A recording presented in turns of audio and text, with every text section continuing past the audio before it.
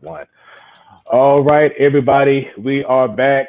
Sorry for the delay, but the show is back on. This is part two of the Platform Sports Talk Show.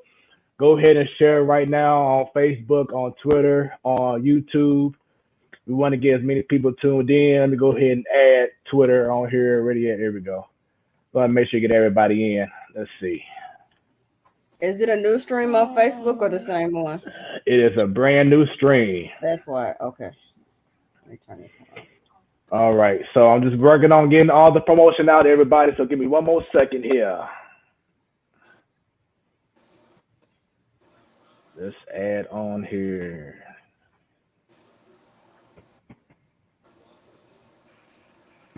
All right. Okay. Yep. So right now we are on Facebook, we are on YouTube, and on my personal page on Facebook and on YouTube. So Twitter, not getting no love tonight. Sorry, but we will definitely have everything we broadcasted very soon. So sorry about the wait, everyone, but we are back. We have Anthony Stalter, our special guest. Thanks once again, Stalter, for staying on with us. Absolutely. Yeah. No, my pleasure. Thanks for having me. Once again, we have Joe and, of course, the one and only Bunny. The one and only who? The one and only. So we have a new pair of glasses. That's all. Right. So we have a different look, trying to make things a little bit different, simplified, so we can have a clearer stream and no issues. So once again, go ahead and share this post with all your peoples. Leave the comments, and we'll be able to check it out. And you can see your comment coming up on the screen once you leave a comment. So going right back into everything, the last thing we discussed was, I believe, about the love of sports, and then getting into you, Stalter, talking about Will Clark, the good old days, and then football. And you were saying that you really wasn't the fastest athlete out there. No. So just for those who may have missed that part because of the issues we had with the connection, we can just go over once again just your time as a young athlete and playing football. Yeah, no, I loved playing football. I loved playing baseball. Those are the two. You kind of you fall in love with certain sports, and then you tend to gravitate toward the sports that your friends. You kind of gravitate toward that group of friends as well. So all my friends played baseball and football as well, and we did a little bit of pick up basketball and things like that. I couldn't dribble though, so I wasn't much of a basketball player. I could rebound a little bit, but no, just falling in love with the sports. But it was more than that. It was kind of diagnosing like how the game is played, and I always had an just kind of infatuation why certain teams played a certain way. And that was always something I think my parents were always interested in too. They're like, why are you watching this game? And it could be two teams from Texas. And I was like, oh, well, the Cowboys play this way and the Saints play this way. I was just always fascinated with how teams played, they're stylistically.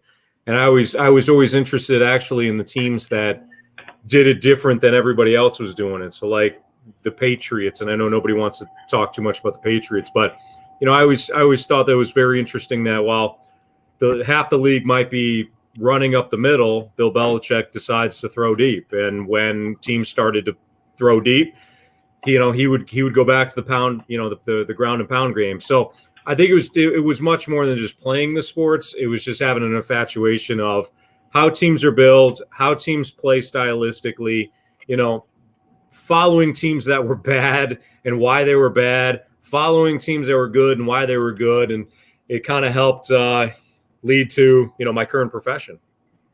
Nice.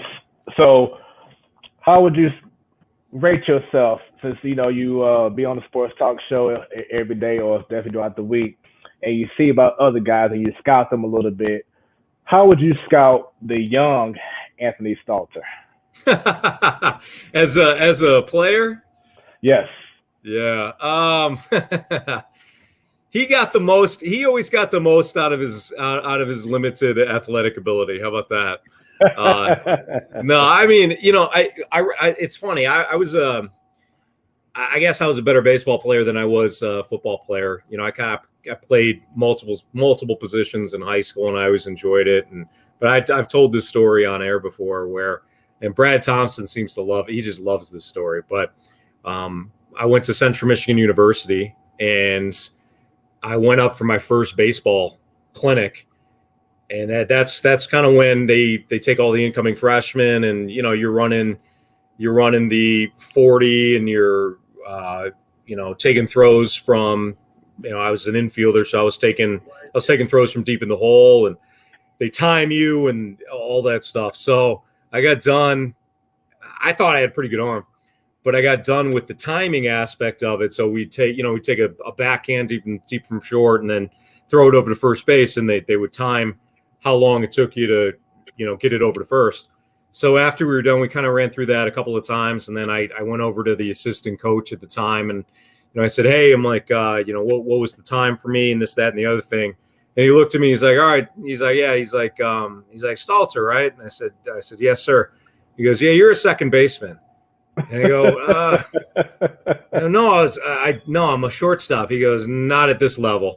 He goes, you're a second baseman. He's like, you got a pretty good glove, but even at, it's D1, Central is D1, but he's like, listen, son, even in the MAC, you're a second baseman. So like I said, Brad always gets a kick out of that story, because he was always the guy that played for a small college and worked his way up and wound up being a late draft pick with the Cardinals. And now, he wound up being a World Series champion, but he always gets a kick out of that, because when you're not the bonus baby, or in my case, somebody that was more than a preferred walk-on, you kind of understand when a coach tells you you're a second baseman, son.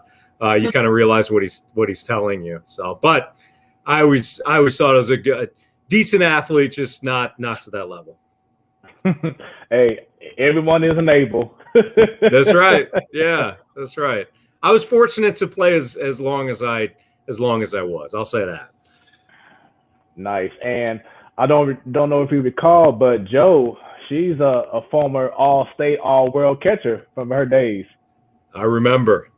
Been a while. I don't even know last time I even swung a bat or anything. Like, just even thinking about it right now, my knees hurt. So, but yeah, I mean, I thought it was okay in, high school, and then a little bit in college or whatever at Merrimack. But yeah, I mean, I missed it, that's for sure. But I couldn't even imagine going out there right now and, swatting for double headers and whatnot. It's amazing. Like we did, I don't know if you guys listen to the Rizzuto show on The Point, 105.7 The Point, and we have become really good friends with them. They're a sister station with us, and those guys are they're insane in absolutely the most endearing way. But Brad Thompson had to throw to Riz one time, and we went down to the O'Fallon Hoot Stadium, and this was just like a month ago. And BT had not been throwing at all. Like, there's no reason to. There's no reason to train and all that stuff. So he was kind of worried about, blowing out a hamstring, just getting back on the mound. But the Rizzuto show did a bit where Riz had to step into the batter's box and face BT. And I was, like me, Jamie Rivers, Meat, our producer, and the guys from the Rizzuto show were just kind of shagging balls in the infield and stuff. So I kind of positioned myself a little bit behind BT. And just to watch him throw and the sink, BT never had 95 plus, right? Like he wasn't throwing fastballs. But just to watch the sink that he had on the ball when he hadn't been throwing in probably 10 years was just incredible to watch. And then I didn't ask him to do this at all, but BT was looking at me. He's like, you want to step in the batter's box? I'm like, yeah, I kind of want to see this. So I step in, and just again to watch from the batter's box, a former Major League Baseball player throw with that sort of movement is just incredible. And I got an opportunity, same idea, where the Riz show wanted to have Riz be the goalie when Jamie Rivers takes a slap shot. Jamie has been out of hockey for 10 years, 12 years. And, he still plays like the alumni games, and he still skates, but he's mostly a coach now. You would not believe the velocity that Jamie Rivers at, 45 years old is taking on a slap shot in just kind of a pickup situation. So I admire, we talk about it all the time in sports, and look, I'm paid to have an opinion, right? Right. We have a radio show. Nobody's going to tune in to hear us ride the fence and say, well, maybe this will happen or maybe this will happen. We're paid to have an opinion. But that does not mean I don't have a deep respect for what professional athletes do and the skill sets that they have. And to see it from two former players is just incredible. So, like I said, I have a lot of respect for what these guys do. Is that considered muscle memory? Like 10 years out of the game, hockey, baseball, even any other sport, for you to still have some velocity on your pitch, or for you to still go, like, is that muscle memory? Does it just never go away? That's incredible. Yeah, it's a great question, buddy. It is. When you were born with it, and then you have the work ethic that I know BT and Jamie had, when you can put all that together, this is how guys become professionals. Or if you really want to talk about it from the perspective of like Michael Jordan becoming the best ever, or LeBron becoming one of the best ever, or, name your favorite athlete who you admire. I mean, what Shohei Ohtani is doing right now in baseball is just incredible. But you have to have that skill set, right? Like, I can't throw 95. So you have to be born with that skill set. But to your question, I do think yeah, some of it's muscle memory. Most of it is those guys have it, and unfortunately, a lot of us don't. But we like to certainly talk about sports, and that can be just as fun. Most definitely. So you brought up earlier how you and Jamie were all facing off against BT. Let's talk about you being a softball player. 'Cause I know that you do play in a softball league. Is that correct? Right. Yes. Yeah. And I know recently you had the competition, the Fast Lane versus the Risotto Show.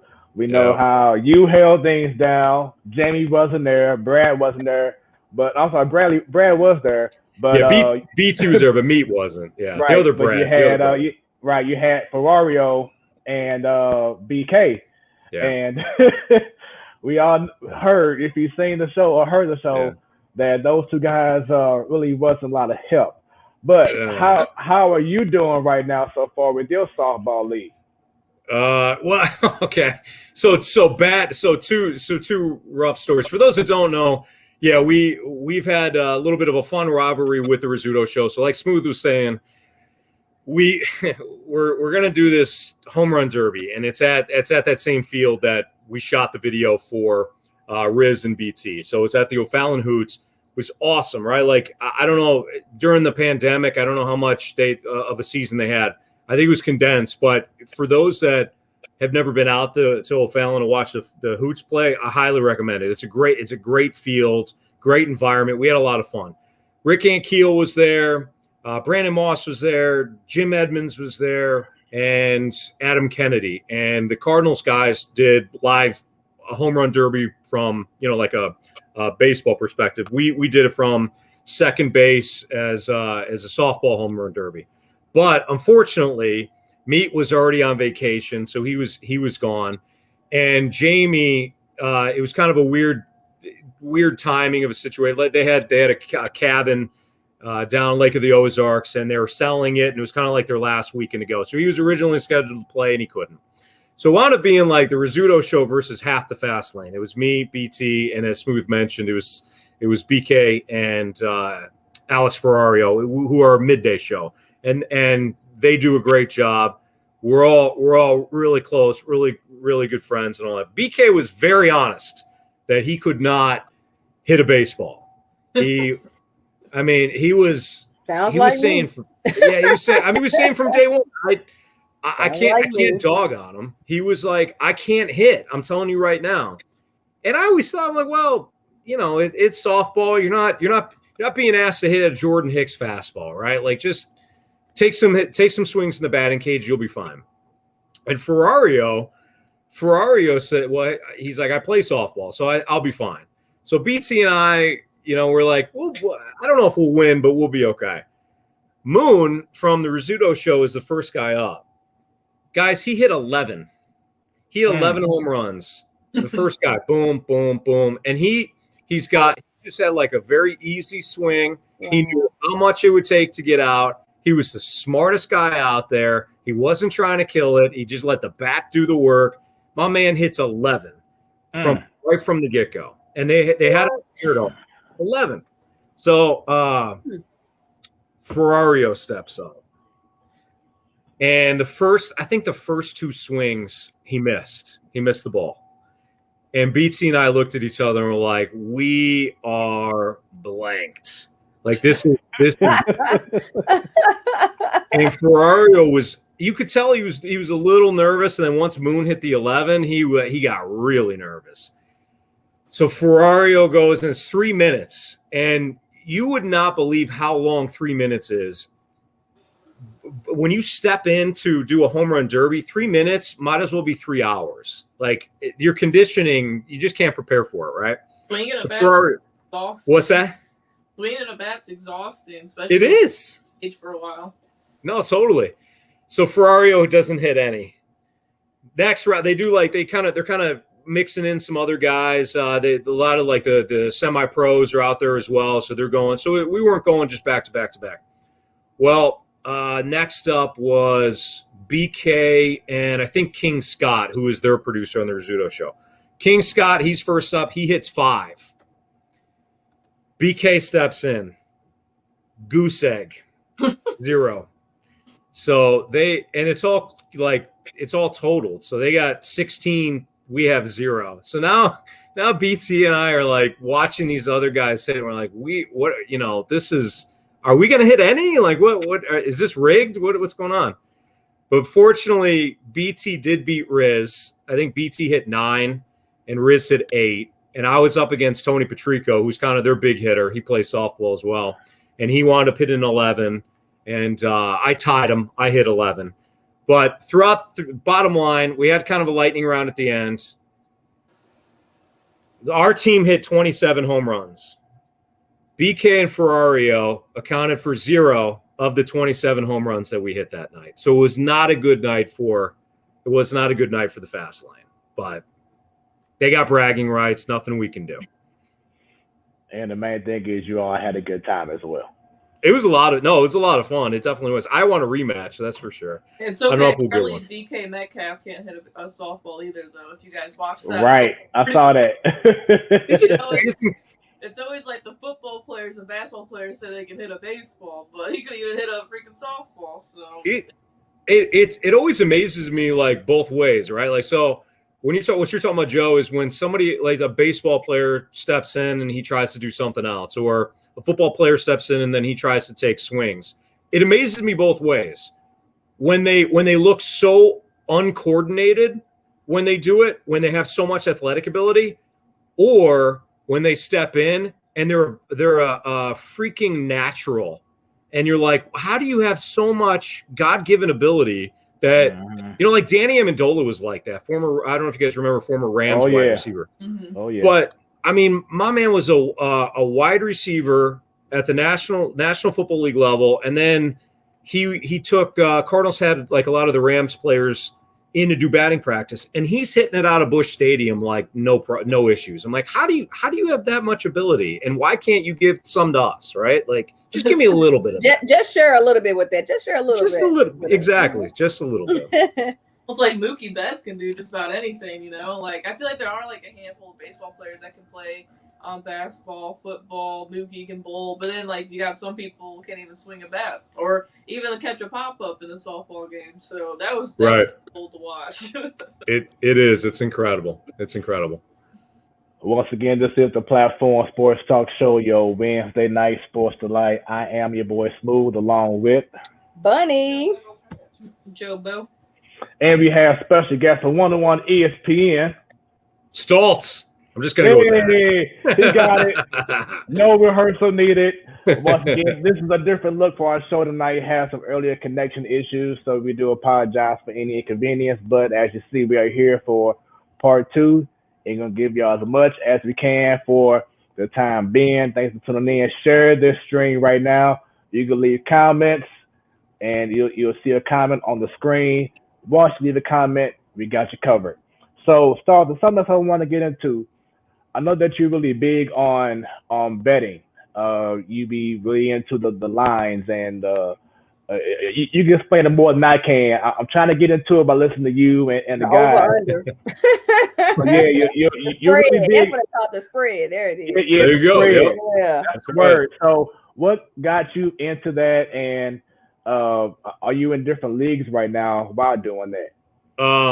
So I blame it on my parents, right? So my initials are ATS, and you'll see that a lot because it's against the spread.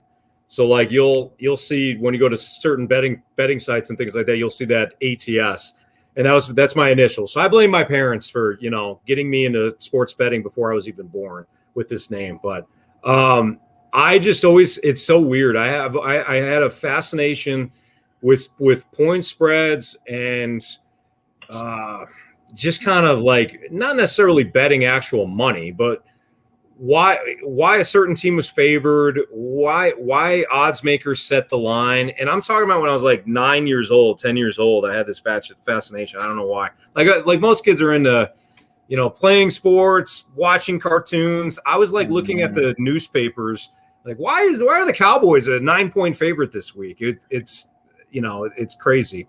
But I think that the sports betting, and we're already seeing it, but I just think the sports betting world is going from taboo, where like you couldn't talk about it, or just kind of the moniker of, well, if you bet on sports, you're gonna lose everything at some point. Like that. That's always kind of the moniker to it, right? And I always explain it this way: if you drink beer, doesn't make you an alcoholic, right? Just because I like betting on sports or I'm interested in the betting world doesn't mean it's going to lead to trouble. Got to do it smart.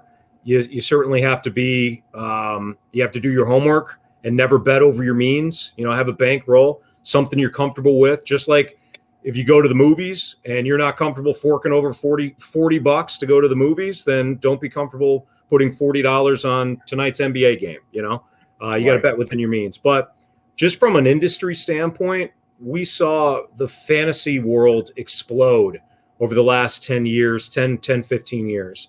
That's what it's going to be, I think, when it comes to the sports betting landscape. And, when you got like FanDuel, and we're not legal in Missouri, but they're legal in Illinois. FanDuel has certain promotions going on all the time where, you can bet and not put up your own money. So if you're interested in it, go slow. But it is a fascinating world, and I think it's going to be one that once it is legal state to state, I think you're going to see it being incorporated more and more into sports talk radio, sports TV. Certainly, ESPN does it. I know a lot of people are still kind of confused by it. I think most people, when they listen, they get kind of, they don't understand the numbers and things like that behind it. But just like fantasy sports, there's a market for it, and there's certainly a lot of content there for people that are interested in it. I know we don't have time to break everything down, but just a quick question: when you said they, as far as setting the bet and stuff, is they the Vegas bookmakers who sets the? Because it's in the Post-Dispatch and all other sports, the spread. Yeah. So who sets it? Yeah, that's a great question, Bunny. So there are, it's old school still. So there is a group in Vegas where they get together, and you think like obviously a lot of it is just data collection, putting it into a computer spreadsheet, home, away, injuries, what the weather is. Like a lot of that certainly is computer based. But when it comes to Vegas odds makers, it's still a group of men and women that sit around a table and they'll write down, Cowboys -3 against the Rams. That's what I have. But Bunny, you might have the Rams +3, or I'm sorry, you might have the Rams as a touchdown favorite. Smoooth, you might have the number at 10. Joe, you might have the number at 4. So then there's a debate that's kind of goes on between, okay, why are we so far off on this number? And it becomes a discussion. And then as a group, they determine what that number actually is. And then once that number is set, a lot of times you'll see, online sports books use Vegas's numbers, but it's still very old school in that regard, where guys have power rankings on teams, certainly home and road splits and things like that. They look at statistics, but then they really have a discussion about why a line should be set a certain way. And then the Post-Dispatch and everything like that just borrows that line and says, okay, that's what the line is. It's really interesting when you think about it. It is. It's crazy. A whole nother documentary show on there, because I didn't know all the technologies. Wow. Yeah, it's crazy. Not every sports book. Well, then of course it's kind of like, I don't know if you guys are into the stock market at all. I don't get it. I don't know. So all right, so Bunny, like once the stock is released, it's open market. You may like it. Joe may not. Smoooth may like it. And then all of a sudden it becomes kind of a situation where you're buying that stock, right? Well, in the sports betting landscape, it's similar. I'll use Suns and Bucks. If the Bucks opened as a 4-point favorite, which means the Bucks have to, if you win on the Bucks, they got to win by 5 or more. That's what that means. -4, you got to get over that number. If you take the Suns, they're +4. You get 4 points right at tip-off. You put it in your back pocket.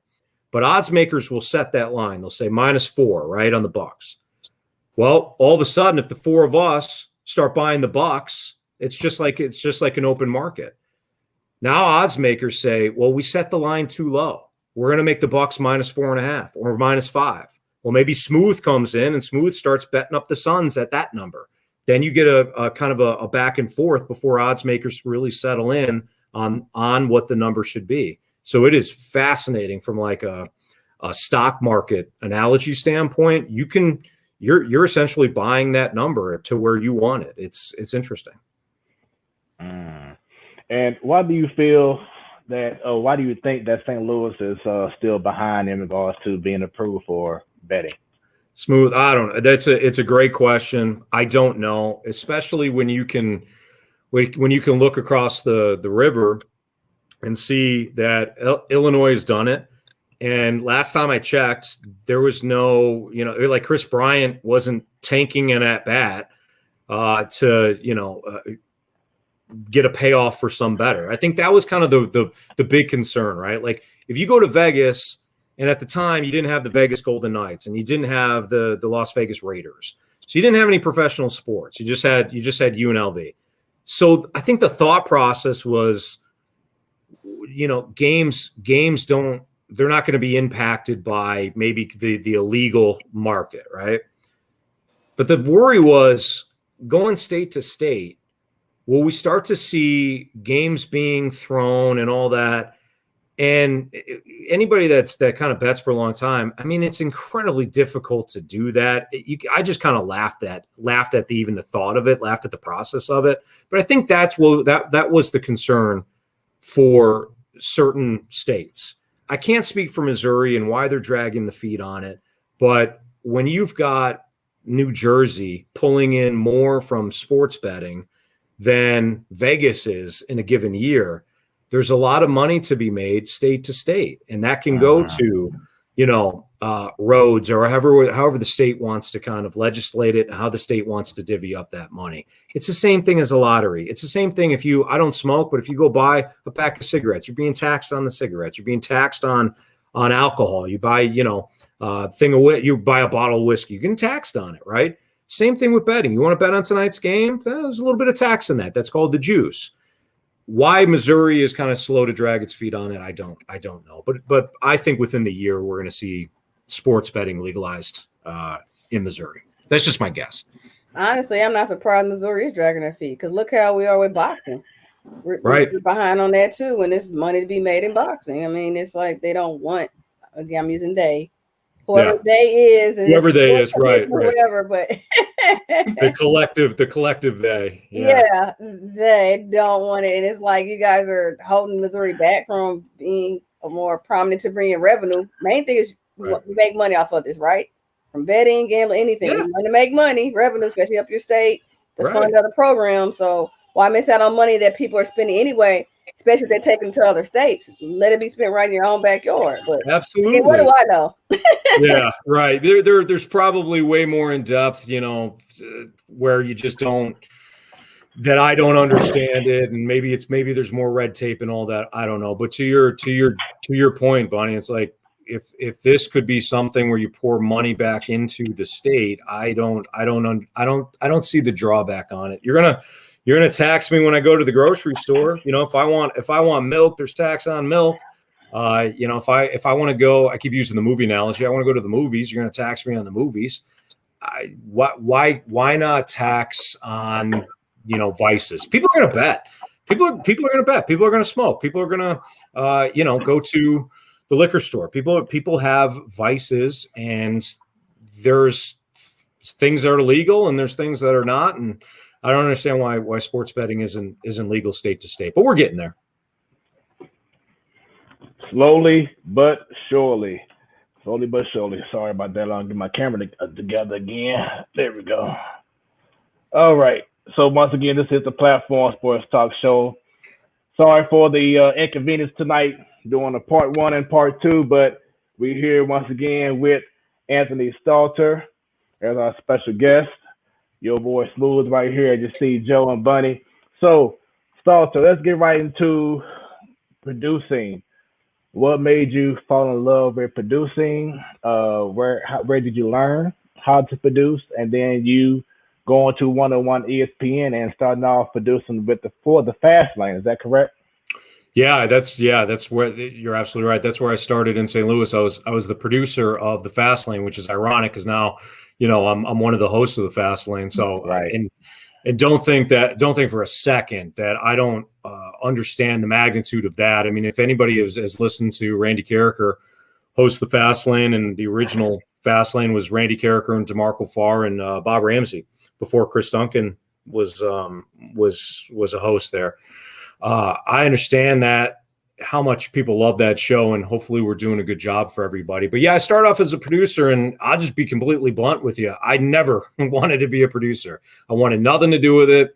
I always wanted to be a host. I always thought I had the ability, and if it wasn't going to be hosting, I probably would do something else. However, this is the biggest piece of advice I can give to anybody that wants to jump into my industry or TV or anything like that, right? You want to work in sports. You want to be in TV or radio. Get your foot in the door and do it any way possible, and figure out what your boss doesn't like to do and do that, or figure out what somebody doesn't want to do at the station and just do it and work your rear end off. So for me, a lot of I don't want to sound, I'm gonna start sounding old, right? Like back in my day. Right. But right. But I hear so many, kids in high school that the parent, usually it's the parent. And I love talking to anybody that wants to get in our industry, because people were there for me when in Detroit, people were there for me when I had questions, right? And people are so gracious with their time that I want to give back to my industry.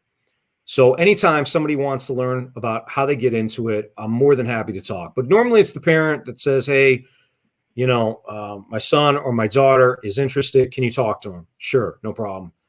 And a lot of times when I get talking to kids, they always say some version of, I don't want to do this. I want to be on air, or I want to host. I want to be a TV anchor person or whatever.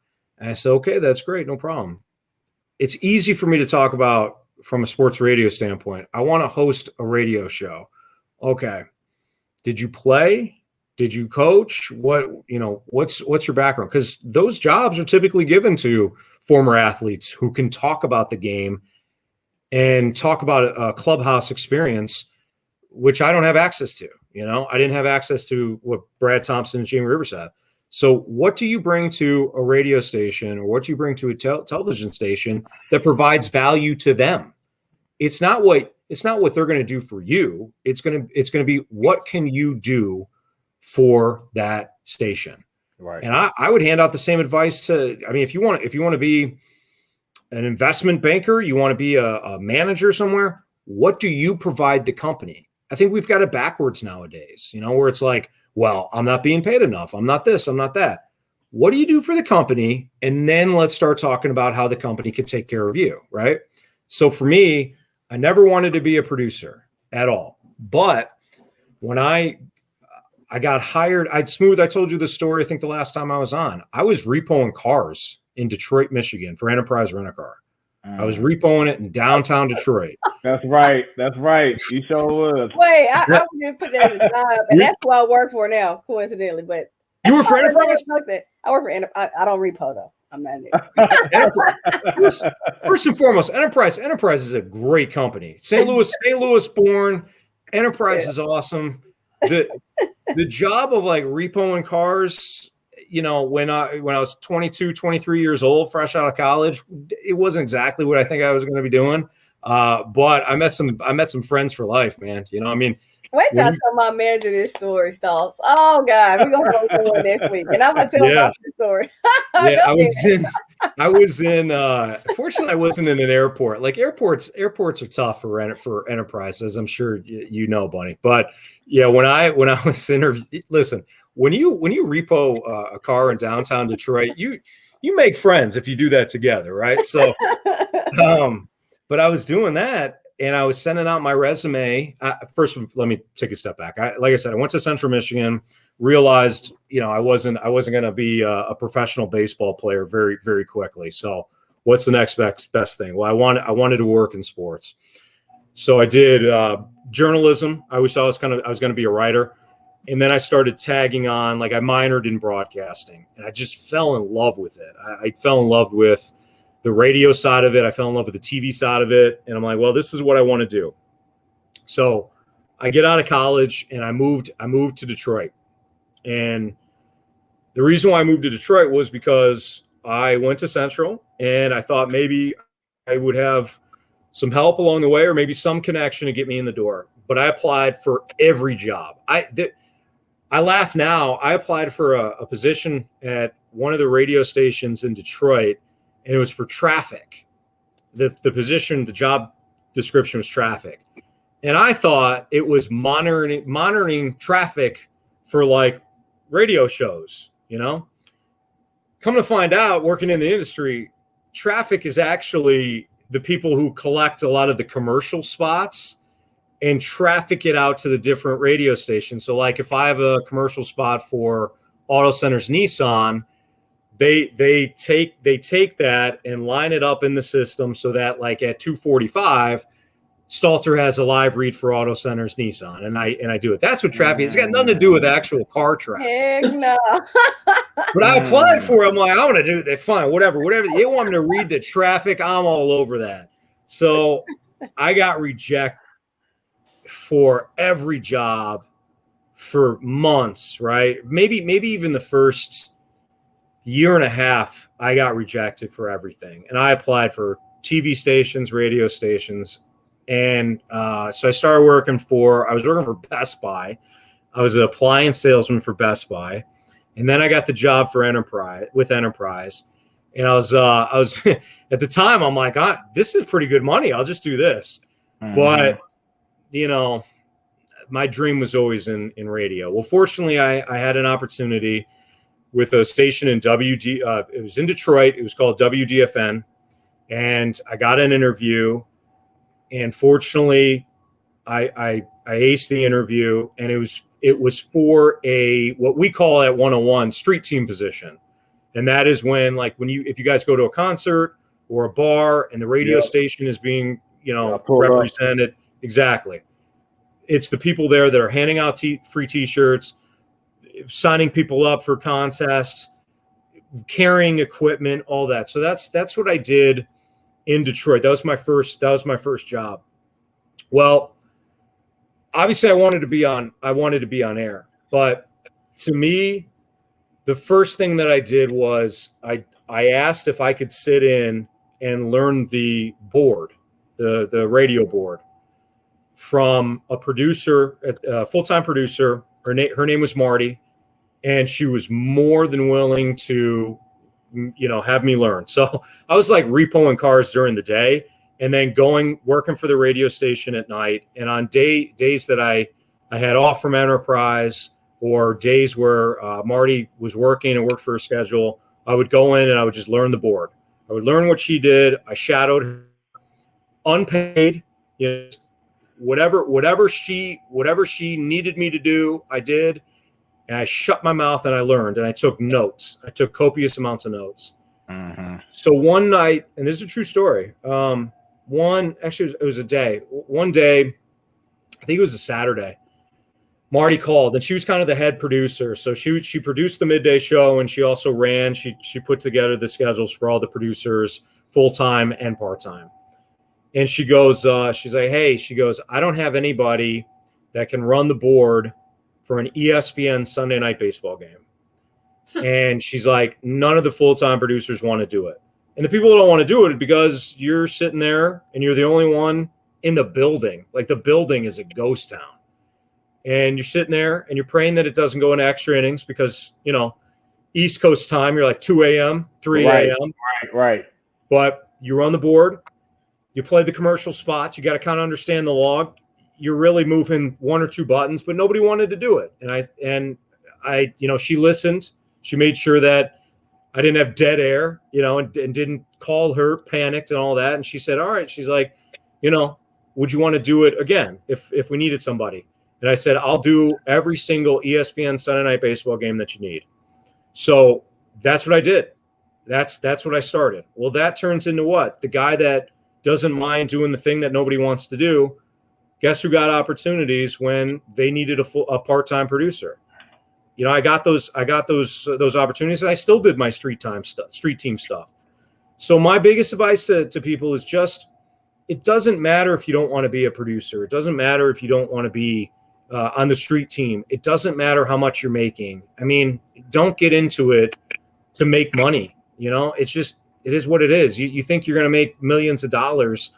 Do it because you love it. And then that's all you want to do. And you become obsessed. And I became obsessed. I just wanted to do it. So I'm telling you guys a long story. I apologize. But when I met my now wife, Kristen, she moved to St. Louis, and we're doing the long distance thing. And I wound up moving here.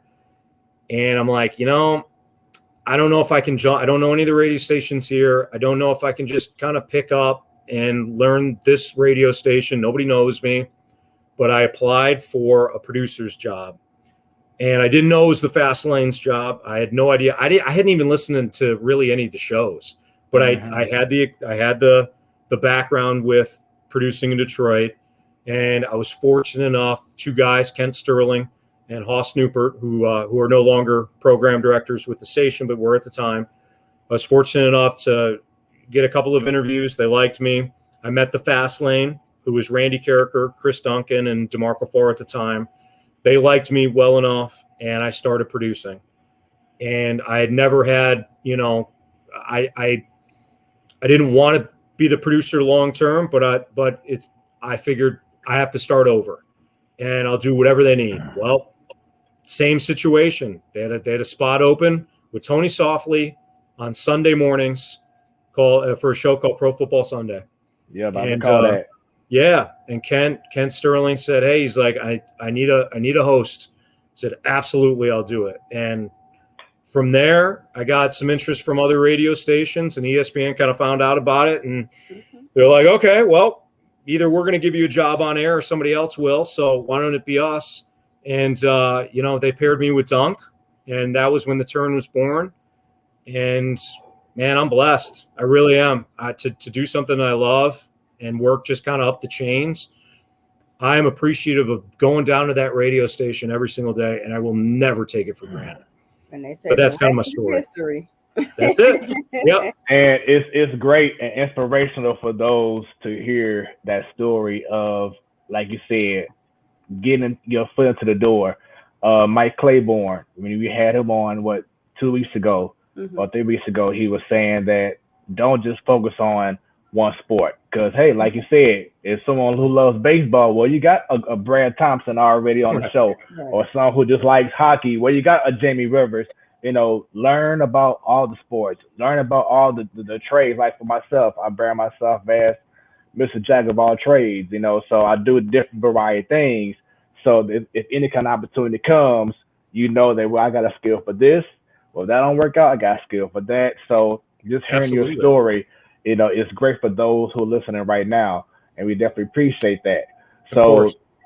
last year when we had you on the show, I believe it was during a time where I recall one episode. This is when it was just you and I believe Jamie Rivers doing the turn. And I believe you was actually doing broadcast from home with your kids in the background laughing and doing everything to once again you getting the call that you're going to be on the fast lane. Yeah. Tell us about that process from you working from home, don't know what's going to happen because you know certain people left 101 ESPN last year as well, but you hearing that Randy's going to the morning show and you are going to be going to prime time, the fast lane. Tell us that thought process and just how you was able to transition from one thing to another. Yeah, I'll be brutally honest with you. I was very while I was excited and certainly a believer in my abilities. Randy Carricker is synonymous with the fast lane. That's his show, and to me that was his seat. And it was weird because I didn't want to be. I wanted everybody to know how appreciative I was of, I wanted everybody to know that I understood the magnitude of what was being asked, right? Like the ability to host a fast lane. But it wasn't just kind of a weird time. You got the pandemic and good friends of mine, Bernie Michaelis being the number one person. I love Bernie dearly, and Bernie is somebody that I would consider not only a very dear friend but a mentor. He lost his job, and it was a situation where just like everybody else, our station was impacted financially, and it was one of those situations where Bernie was let go, and they made changes, and Randy Carricker was asked to do the mornings. But the very first thing that I asked was, what does Randy? When they say, hey, we're thinking about moving you to the fast lane, what are your thoughts on that? The very first thing I asked was, what does Randy think about it? What is Randy Carricker okay with this? Because that's his chair. Well, Randy called me, and it's one of those conversations that you never forget. Because I thought, do I reach out to him? Do I ask him? But he reached out to me. And he put me at ease, and he just said, hey, he's like, I'm thrilled. I'm thrilled for you. I'm excited. He was being paired with Michelle Smallman. They got Carricker and Smallman now. He was thrilled to have a new challenge to be in the mornings because he'd been afternoon drive time show host for so long. Right. But he wasn't working with DeMarco anymore. And since the passing of Dunk, the fast lane kind of, BT was there, and then Chris Rogers was there for a while. Like you had a lot of moving pieces in the fast lane. So he was excited about a new opportunity, but him giving me kind of that blessing of, hey, this is your show now, go for it, was all I needed to say, okay, great. I got his blessing. Everybody's good with it. I knew taking over when Dunk and I first got paired in the midday show with the turn, we took over for Bernie. And Bernie went back to the newspaper. So I kind of had an idea of what it was like to take over a show that people loved. And you grow a part of it. Like you grow a part of that show. People got to know Bernie, and people certainly got to know Randy in his life. And just like I'm sure for you guys and your favorite shows, you start to know the personality. And it's like when that's changed, well, now you just kind of took away a friend that I listen to every day, or a family member that I listen to every day. So, who the hell are you? Screw you. And I kind of have a experience with that. And I'm like, I know some people are simply not going to like the new edition of the fast lane because I'm not Randy Carricker. Right. And I get it. I understand it. I hope that people like it or like our version, and they also listen to Randy still in the morning. But people realized I'm stylistically different from Randy, and I was hoping people are accepting. And I think for the most part, people in St. Louis are while incredibly loyal, they're also incredibly accepting as well. And I do think that, they came around to me being the host. And now hopefully with me, Jamie, and BT, it's like drinking out of a fire hose every single day. And, people like that as well. So, yeah, but it was weird. It was weird to kind of take over under those circumstances. Yeah. Oh, wow. Can I want to say feedback, but do you have fans come up to you and tell you like, oh, let's do your show all the time, or they give you the little background, or hey, you were here now, that's your voice, like, oh yeah, listen to, do you hear that all the time, and does it get old? Yeah, I wouldn't say all the time, but it's still surreal, right? Like I remember one time my buddy was in town. He's not from here, so he came in town, very short visit. And at the time we ordered pizza or something like that. So we went in, and he obviously knows I'm on the radio. He knows my job, but we hadn't seen each other in a while. So we go to pick up the pizza at this place, and like the owner of the pizza shop was like, hey, he's like, he saw the order and he saw my last name, and he's like, hey, are you Anthony Stalter from 101? I go, yeah. And he's like, oh man, I listen to the show all the time. And to me, that is such a huge compliment. When people tell me that, I mean, you have no idea. Because when we're there, the mic cracks, we do our thing. It's a performance. And always remember that it's always a show, right? Like we're putting on a performance. Not to say we're fake or anything like that, but realize that. I mean, we're just like you're watching a TV show, man, the actors they're performing, right? So just kind of keep that in mind. But when we talk, we get no feedback. The mics, it ends, we go to the break, we get prepared for the next segment, or we're talking about maybe something in our lives. And then, okay, here's the next segment. Boom, we go. It's not like people are there like, that was great, that was an awesome segment, or boy, that was not good, guys. We don't get that instant feedback. So when somebody says, hey, listen all the time, I do not take that for granted one bit. But this guy, the owner of the pizza shop, was like, yeah, I listen all the time. It's great. I love it.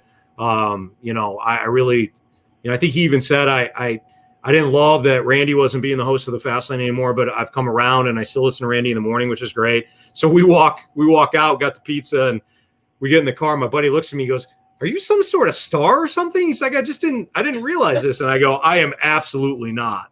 But it is funny to have somebody say to me like, hey, especially when I share something personally and they're like, hey, you got, your Fire Up Chips, you went to Central Michigan, right? I'm like, yeah, how do you know that? Like, well, dude, you've talked about it on the show. That always blows me away.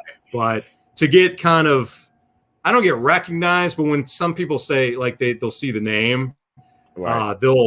They'll kind of put two and two together. My wife works for the Lindbergh school districts, and sometimes people will come in and they'll see her last name, and they're like, do you have a husband or a brother that works for 101? So that's always kind of weird too. It's cool though. It's great. Well, I'll say this: I'm one of those people. I don't fit in the typical demographic. However, I listen to you all going to work. So you brought the work story, not Enterprise. A few years ago, when I had long story short, when I was working at another company, and I had to work the 2:30 to 11 shift. So of course, listen to the turn, because you guys were at the time where I'm on the way to work. You're still on before Fast Lane. That's right. I did this to you all the time going to work. That's awesome. And then for my lunch breaks, I would listen to the Fast Lane. And I know you like, what? All this sport, but I love sports. But I never listened to talk radio until I got married. Never thought twice about it. When I got married, because of course, sports person. Thank God for marriage. Yes. And there you go. So you guys did a good job. I listened to the talk. Thank you, because my drive to work was over 30 minutes. So I'm listening to you over 30 minutes. So much every day. Well, no, seriously, Bunny, thank you. I mean, that's because if nobody's listening, we don't have jobs, right? If nobody likes what we're doing, we're done. And Randy, I brought up Randy a lot. Randy's absolutely right. Randy's like, we're hired to be fired, man. It's just the way it is. So if you're not listening, I don't have a job. I'm doing something else, which would be fine, but I wouldn't be doing something I love. So no, so thank you. Working. Look, thank you all. Help me ride into work every day, 2:30 to 11 p.m. Come on now. That's a long And like time. I said, when I got that position, I didn't know I was gonna be working them hours. But it's like I need to be employed. I've been in the company for years, so grin and bear. But y'all, look, you always ride with me every day to work. Well, good. Those are the things I love. And I know that Joe has to leave very soon, so I want to make sure that she asks as many questions as possible before she leaves. So, Joe, if you had any questions, the floor is yours. Trying to think. You know what though? I do have a question. Like, I don't even know if this is something you answer, but like, who comes up with your guys' little bits and like the show name? Like, does someone else completely come up with that? Do you guys have any say so in those? So Dunk was the one that came up with the turn name, and the whole concept was it applied for it kind of applied to both things or two different things. So the turn in like golf, you're doing the front nine to the back nine. It's called the turn. So he thought of that, but he also thought obviously of baseball. So the turn second to short to second, double, you turn into double play. So that was all Dunk. That was his creation, right? So we were asked, hey, what do you want the name to be? And that was the one that he came up with that we both really liked. I can't remember some of the other names, but we also kind of ran a contest at the time as well, and it just happened to be that we liked the name that Dunk came up with. And now, whenever like Dan McLaughlin or Danny Mac's talking about doing the turn during a Cardinals game or anything like that, I'm always reminded of Dunk in that show, which is just that's awesome. But so that's how the turn was born. We did not have a say of the fast lane. I'm pretty sure Randy came up with that name when the show went live. I think it was 2009, and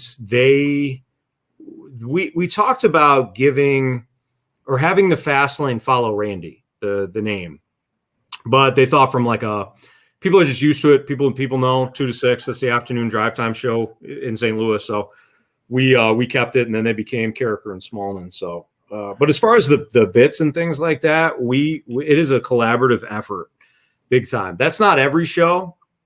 I know that when I was doing the producing for the Fast Lane, I came up with all the segment ideas. If Dunk or DeMarco or Randy had something, certainly, I would add it to the rundown or whatever. But our current rendition of the Fast Lane, we've got a Google Doc that we constantly are updating. If we're watching a game or you have a thought, like the All-Star game, I'll have my laptop up. Kids, get the kids down and watching the All-Star game last night. If I've got an idea, I add it to the Google Doc. And then what Meet, our producer, does, he'll take everything from me, everything from Jamie Rivers, everything from BT, and then everything from himself, and put together the show plan. And we'll go over it, usually 1 o'clock when everybody gets there.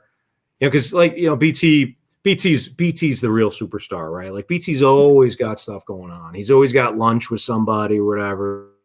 You never know when he's hanging out with celebrities and things like that. So you just never know when BT's going to show up. But BT. That's funny. Wait, I was thinking that was Jamie Rivers for a second too, though. He is. He's a superstar. BT's usually the first one in. Believe it or not. Really? BT, Wow. Oh yeah. BT, okay. Yeah, but I thought that one. Okay. Yeah, he's got the longest drive. So he comes from the hillside. So he's always the first one in. And then I think it's Meet and Jamie, and I'm always the last one in. And there's a specific reason for that. And I know Joe and Bunny, you guys have kids. You'll get this. I'm the one that takes the kids to preschool every day. So to get 2 kids dressed, ready to go, all that. I mean, it is a process. So to get them to preschool, come back. I finish up some thoughts that I have the night before. I might rewatch a certain portion of the Cardinals game that, either I wanted to take another look at or whatever. I shower up, and then I got like a half-hour drive because I'm out in South County. I'm always the last guy in. So I'm always like 12:45. They always give me crap for it too. Like, oh, finally, Stalter, star of the show. Hey, you finally here. Welcome to the show. That's Jamie Rivers. Jamie is, I mean, we're all, we endearingly call ourselves psychopaths. Like we're all psychopaths to various degrees, right? Like BT is the ninja. I call him a ninja because he's so quick-witted. You don't know that he's like got it, you know, he like got the ninja star in your back. You just look down all of a sudden like, am I bleeding? What happened here? BT's the ninja of the group. Like he's so fast, he's so quick, and he's got just that clubhouse humor where he's just gonna kind of take little digs and shots at you. But he's such a great guy. I love him and his family. Jamie Rivers is just a coconut. Like he is he's a hockey player through and through. I don't know if you know any hockey players, but like he is the ultimate, just everyman. Funny, crazy. He'd be the one that, you know, we'd have to bail out from jail at some point, you know, like that's just Jamie. And like the Hangover, man, like y'all a Hangover crew. He's the one. We are, you know what? You're right. We're the Hangover crew. And Meat's the youngest one. Meat is, you know, he's the only one that's not married. He's the only one that doesn't have kids, and so we give him some crap for that.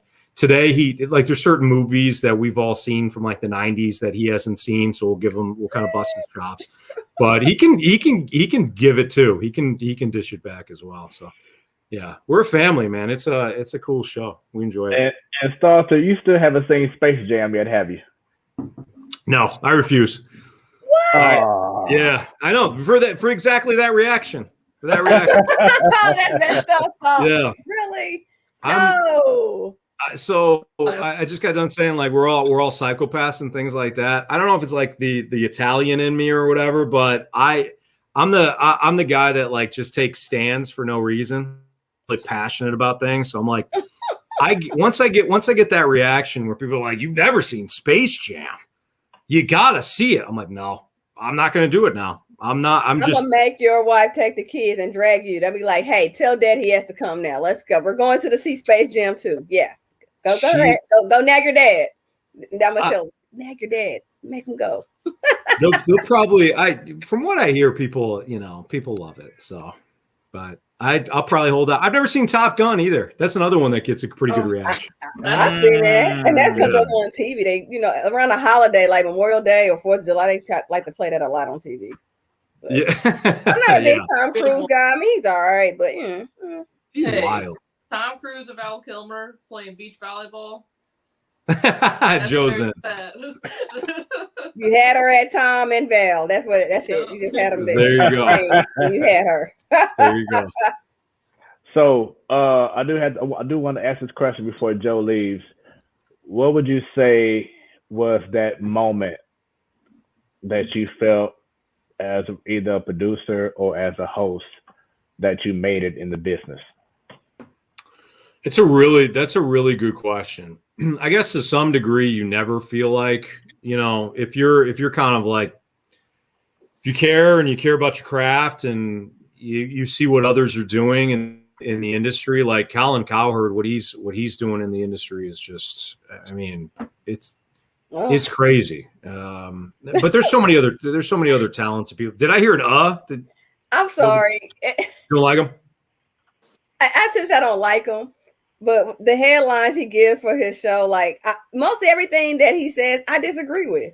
Yeah. Who am I, right? As I said, I'm just like a typical demographic when it comes to sports. But I'm sitting there like, some of this stuff seems far-fetched. Like, how does this even come in your mind? It's one thing to debate. Like, Joe and I could debate about baseball and these rules. But some of these things are really, really, to me, like, I won't compare him to, like, conservative and liberal radio, but to me it's just like, come on, dude, really? Like, how does this anyway? Continue. And that right there is why he's good, because he invokes that sort of emotion. It works. I'll say it works. We always say, like, love us or hate us. Just don't be in between, right? Like, don't be no, it's okay. We don't want that, right? Like when somebody I mean, our texters are really good. Like our texters, they play along with the show and stuff. But as you can imagine, I mean, we all get called idiots at least once a show or whatever. But like, I appreciate, right. yeah, exactly. I appreciate them. But just from like an industry standpoint, right? When you're watching somebody or listening to somebody that does it at the highest level, and it doesn't have to be Cowherd. I mean, it could be anybody right now in this industry that is having so much success. You have to appreciate it. So I guess to some degree, you never feel like you kind of made it. But for me personally, it actually didn't happen.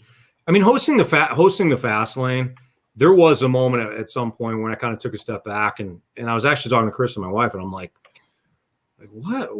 Seriously, this is happening? Like I'm hosting the Fast Lane with BT and Randy and me, or BT and Jamie and me. I'm like, this is crazy. But Smoooth, I think we talked about this last year when I was traveling back and forth between the local radio show here and then doing stuff at ESPN. And doing stuff at ESPN. Yeah, doing stuff in Bristol. I was hosting a 5-hour radio show on Sundays for the NFL. It was just unreal. So when I sat down and did my first 5-hour show in Bristol, it was week 1 of the NFL season, not last year, but the year before. And I sat down, and it's the same studio that was shot for Mike and Mike, and now it's Keyshawn, Zubin, and Jay Will. Jay Will, thank you. Those guys, I think it's the same studio. You know, same studios you see every single day or every morning when you're watching ESPN, and that ESPN radio flag is on the mic and it's sitting right there. I'm like, wow, this is unbelievable. And then when, you know, I'm what's called the driver. I drive the show. I was a driver for that show as well. But instead of one producer, we had like 4 producers. And one guy is cutting up sound, and the next guy is, you know, telling me what guest is coming up or what stringer. You know, we got to go out to San Francisco to talk to this person to get an update in the game. And all the games are on in front of us in this big studio. And I got one guy talking in my ear, and I'm trying to listen to my co-host. I'm also trying to set up the next step and also fire audio and all that. When we got done with that show, I thought, this is gonna sound, I think you guys will know how I mean this, but like, it's gonna sound arrogant. But after I got done with that show, I'm like, I can do this. There's nothing I can't do. It felt like I was flying. And my brother-in-law is a pilot. I can't fly a plane, but it felt like I was flying a plane for 5 hours. Like, I'm like, it's just crazy, and you're just kind of doing it. So I think that was the moment, week 1, NFL season in Bristol 2 years ago, where I was just like, holy crap, this is it. So that's mine. And that's not arrogance, that's confidence. Yeah. Well, thank you. Yeah. No, seriously, it's confidence, because I can do this, because if you don't have confidence in yourself, who else will? You got to believe in yourself. You're right. Absolutely. Yeah. There was a lot of moving pieces, man. And the next week, it's funny. It was like, it wasn't until week 15 where I'm like, oh, now I kind of understand what I'm doing. That's the other ironic part, right? Like 5-hour show, you got a bunch of things going on. I would fly in on a Saturday night. I mean, I wouldn't get to my hotel in Bristol until midnight the day before, you know, because you can't fly from St. Louis to Hartford, Connecticut, or to where they are in Bristol. Right. So there's always a connecting flight. Chicago, North Carolina. I think it was the Charlotte. Yeah, I think it was the Charlotte airport. So I was either going to Chicago or Charlotte every Saturday, connecting flight, layover, going to Hartford. I would rent a car from Hartford, and it was about 45 minutes to an hour to get to my hotel in Bristol.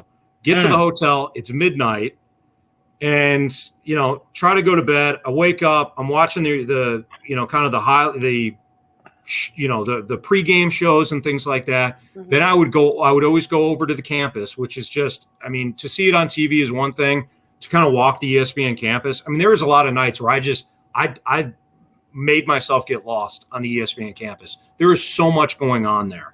But to watch these early games. I watch the early games. I'm looking around. I see Chris Berman and Tom Jackson and Mortensen and Randy Moss and like all these guys. And the coolest guy, by the way, was Ryan Clark. Ryan Clark, former Steeler. Yeah, he's cool. Yeah, he's cool. So a lot like the big guys, they sit up front. They have this like movie theater type, room, almost like a college, classroom essentially is what. And you got all the games on big screen and all that. You're watching all these NFL games. Well, the heavy hitters are up front, right? Like Schefter's up front and Berman's up front and Tom Jackson's up. All that. Well, I was like, nobody knows who I am. Nobody cares. I'm going to sit in the back. Like week 1, I'm going to sit in the back. I'm going to shut my mouth. I'm going to take my notes. I'm not going to talk to anybody. I'm just here to, not screw anything up. Well, Ryan Clark sits next to me week 1. And let me tell you, that is the coolest guy in the world. He was so laid back and so just, we were talking about the games. We were talking about his playing history. He was talking about Troy Polamalu and what it was like to play with Polamalu and just how great he was. Antonio Brown, like all that stuff with Antonio Brown and giving me insights on the league. He was every single week, him and I would sit next to each other. And I'm proud to say that I got him into betting, at least when I was there. We would bet on certain portions of the game, just $1 here and there. And he still owes me about $7. So I'm going to go back and collect. I'm going to go back and collect at some point. Yeah. But that in and of itself was wild. But anyways, it took me to week 15 where I'm like, okay, I'm good. I'm going to sit here. I'm going to do this. I'm going to go get my, I had a little routine. It took me 3 months. And then before you know it, the season was over. And unfortunately with the pandemic, they had all the cutbacks and things like that. So I didn't have an opportunity to do it last year. But man, what an absolute experience that was through and through. Definitely has to be. I can't wait for your book to come out. You've had quite an adventure over the years, I shall say. Bonnie, nobody's going to read that, but I appreciate you saying that. You didn't think you don't know who's listening. Like I said, I wasn't your typical demographic, but I was faithfully listening. And Bonnie, especially that whole repo part too. Man, I said, wait till I tell my manager, I'm gonna have him in stitches. Those are the stories. Repo. I didn't even know because I work on the corporate side, so I don't even work at the branch. I'm on a corporate. Yeah. Okay. So at the specific branches, they would have if people obviously you get a car that doesn't come back and they ain't paying for the car anymore. You got a spare set of keys and they're like, "You're my guy. You're doing it." And I kind of thought it was cool at first, and then I'm like, this. I do not want to die in the city of Detroit. Like I said, great company, but dying for Enterprise Rent-A-Car. Oh my God. Repoing cars. And some of these cars that you get back, you won't believe what are in some of the back seats of these bleeping cars, man. And then you got to clean them. Then you got to bring them back after you repoed it. Try not to get in any sort of danger. Then you got to clean the cars, and they're all junked up. So it was an experience. Yeah. If anybody's like, "Oh, what has Stalter ever done?" Be like, he repoed cars in Detroit. Just shut up. Right. Be like, hey, Stalter from the hood now. It's offensive. He is certified. And let me tell you, I love Detroit. I do. I love Detroit. I love the people of Detroit. I have some really, really close friends from the city of Detroit. I mean, it in some respects, just from like how the people are, and you guys know this, just kind of growing up in the Midwest and things like that. The people in the Midwest are different. People are so down to earth, and they're genuinely polite. And then, with Detroit, just like St. Louis, if you're from Detroit, people are fiercely loyal. to the fellow people of Detroit, to the sports teams, just like here in St. Louis, there is just this fierce loyalty. And I think that is such an endearing quality when it comes to a city. So I have nothing but great things to say about Detroit. Well, look, if you can make it to Detroit, wrote 3-point cards. I know when you said you moved to St. Louis, I'm like, oh, this is a sure one for him. We're just the same. We're a little smaller, but amen. Problem. Amen, buddy. Absolutely. Yeah. Because when you said that, I was like, that sounds like St. Louis. You repo cards here? Oh man. You gotta speaking of confidence, you gotta have some confidence to do it. So it's so funny that you work for Enterprise. There's a guy on my softball team, a young kid that works for Enterprise as well. He's on the branch side though. His name is Brendan Riesmeyer, and he was working at the airport, and I think they relocated him. But what a company, man! What an experience. They treat you right. I'm a newbie, so please let me talk. Hey, yeah, please do share. I'm a newbie. I'm a new kid on the block, a little rookie. I tell that to the administrator. It's like, I'm a rookie, so. Yeah, they have a great operation. And when we took the kids down to see my folks in Florida back in February, we rented. We went through Enterprise, so it's a great company. Yeah, and I did say, look, even during my interview, they tell you, my manager and another guy interviewed me. They'll tell you, I said, hey, the Taylor family, shout out, especially because women own getting the soccer team in St. Louis. Oh, I know they're like, what does that do with the interview? But I'm like, that's a big, this totally. As roots here in St. Louis, and they got a soccer team here, and the Taylor family is known for the years being very philanthropic too. So. Yeah. For any group that's willing to put money back into the city, I mean, it's so respectable. And like you said, female owned, and you look at what, Carolyn Kindle Betts has done to bring soccer here. I mean, St. Louis is a soccer hotbed. That team, that St. Louis soccer franchise is going to be so beloved. It is going to be, the Battlehawks on steroids when it comes, when you're talking about like local sports teams. I mean, people are going to love it. Yeah. And I'm glad that you brought that up. I'm going to play a clip. Hopefully you can hear it. If not, then I'll just kind of bring it out myself. But this is a clip that Taylor Twellman, as you know, former soccer star here in the Lou, doing big things. I believe he's still working with ESPN. Is that right? Yeah, I hosted one of the afternoon shows with him. He's a cool dude. There we go. So he was on Sports Plus a while back with Frank Cusimano, and he had something very interesting. I was hoping to have Mike Claiborne hear this, but unfortunately he had to leave. But I'm gonna go ahead and play it for you. Hopefully you can hear it. See how this goes.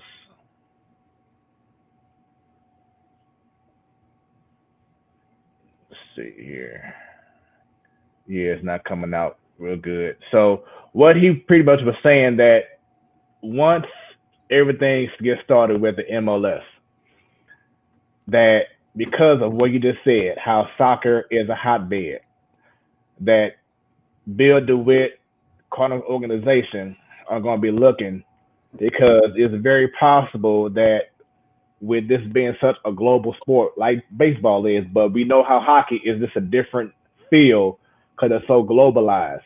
But with us having the MLS being right downtown, having the season started, that could actually take away from some of the 40,000 people that go to Bear Stadium all the time, because especially if the Cardinals are playing to people's expectations, that MLS can start taking away a few of those baseball fans because they're going to be going down the street to watch MLS. What are your thoughts on that? Why not both? Why not both? Why not on a Sunday or Saturday in St. Louis when you've got tickets to a Cardinals game at, 2:20 or whatever? Do you not make a day out of it and go down, to the soccer stadium and watch the the soccer team that night, the soccer club that night. I think this is what St. Louis is capable of. And, not to rehash the Rams stuff, but a lot, the Rams relocation lawsuit came back into the news this week. Now, a lot of people are following it almost daily, right? But, the biggest problem that I had with the way that everything was conducted, it was a shady operation where the NFL greased the wheels for Stan Kroenke to get to LA. That was going to happen regardless of what any St. Louis fan, any Rams fan did or did not do. And the thing that I think nationally that kind of had life, and it should have never have life, but people, you don't know, you're not boots on the ground here in St. Louis. People are like, well, if the Rams fans, if they sold out the dome, the Rams wouldn't have left. That is such a crock of what. Kroenke knew that he was going to move the team in 2010. He knew it. He told the other owners that. And as soon as Jerry Jones was on board, because Jerry Jones knew that the price of everybody's organization was going to go through the roof by either, $1 to $2 million plus, that was it.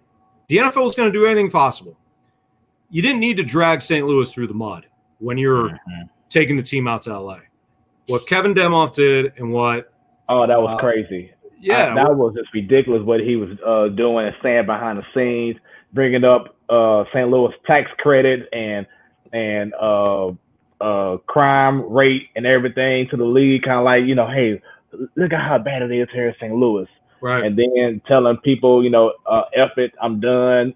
That's just, and I'm glad that this all came out. Shouts out to Randy Carricker and who's that, Ben Fredrickson, who had tweets about it a couple nights ago. Yep. But it was just like, wow, it's finally good to see how shady guys like him, owners and others in the NFL truly are, and how they treated St. Louis when we were so undeserving of that treatment.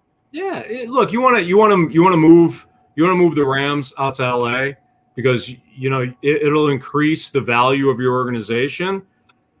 Okay, fine. That's your team. It's your team. Go for it. Do what you got to do.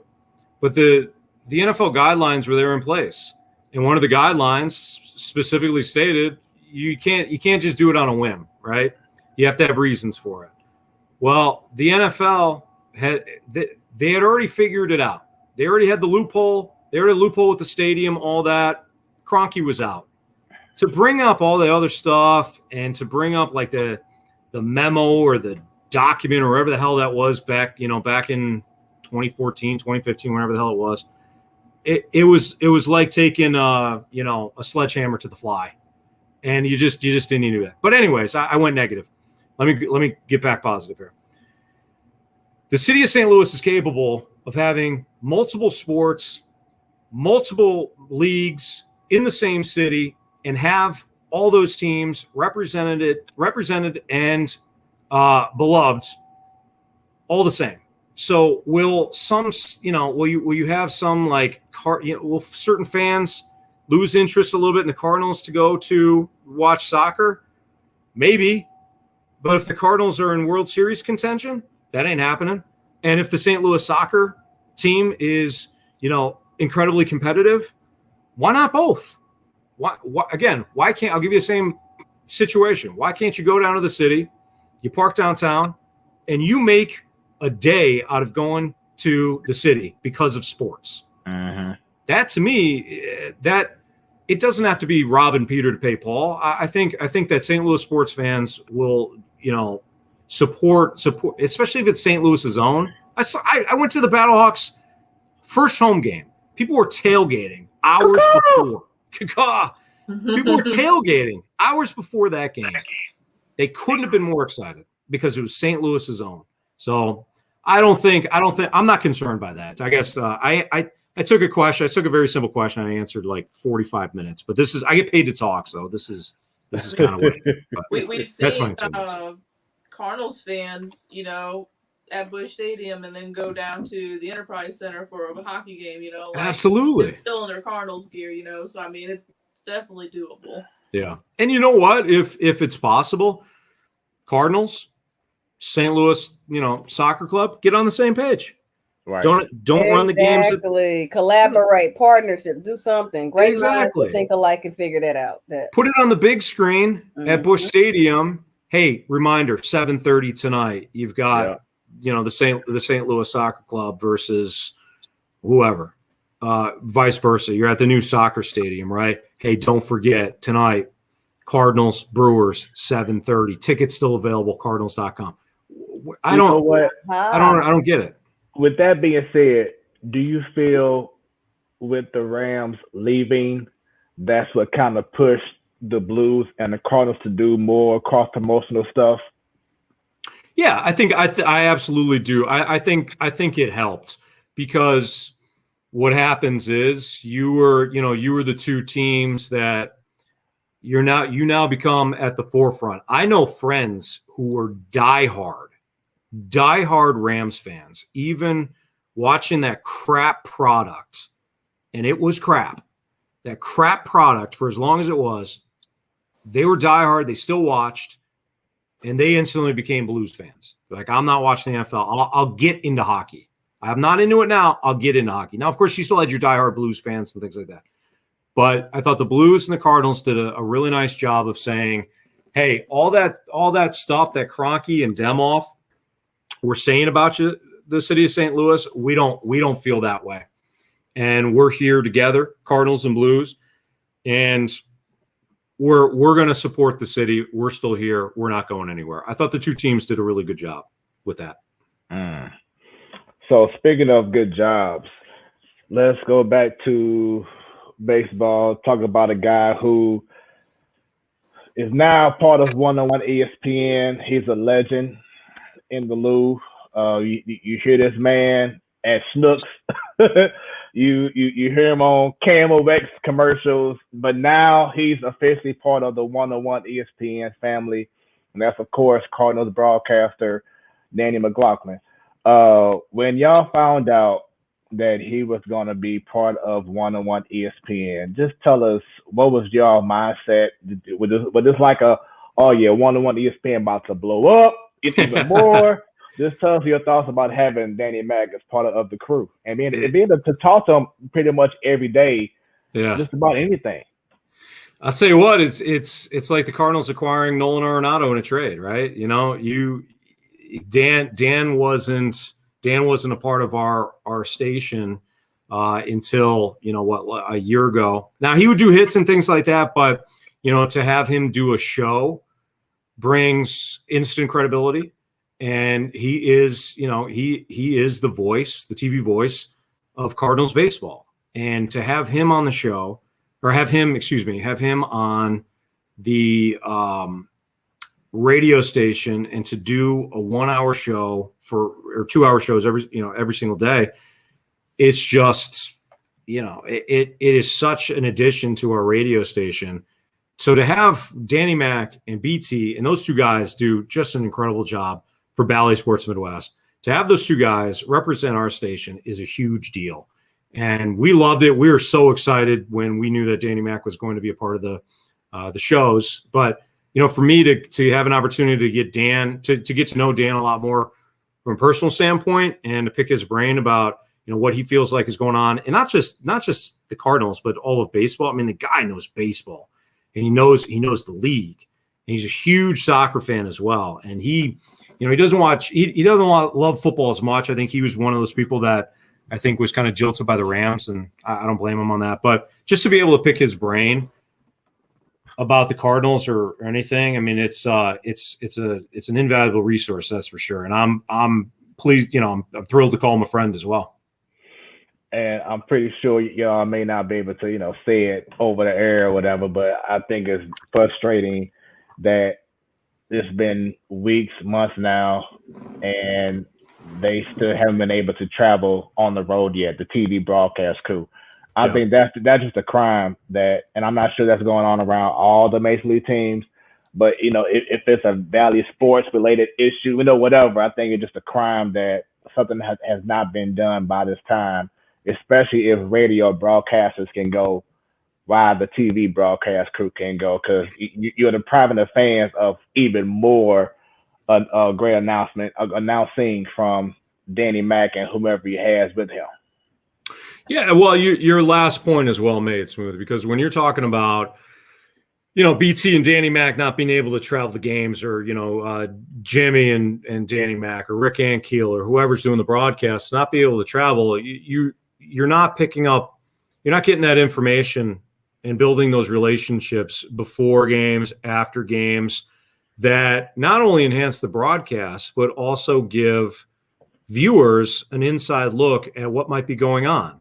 To listen to, BT goes down to the fields before a road game, and there's not as much media on road games. So forget about that. You go down to Busch Stadium, a home game, you're getting TV, radio, newspaper, everybody's there.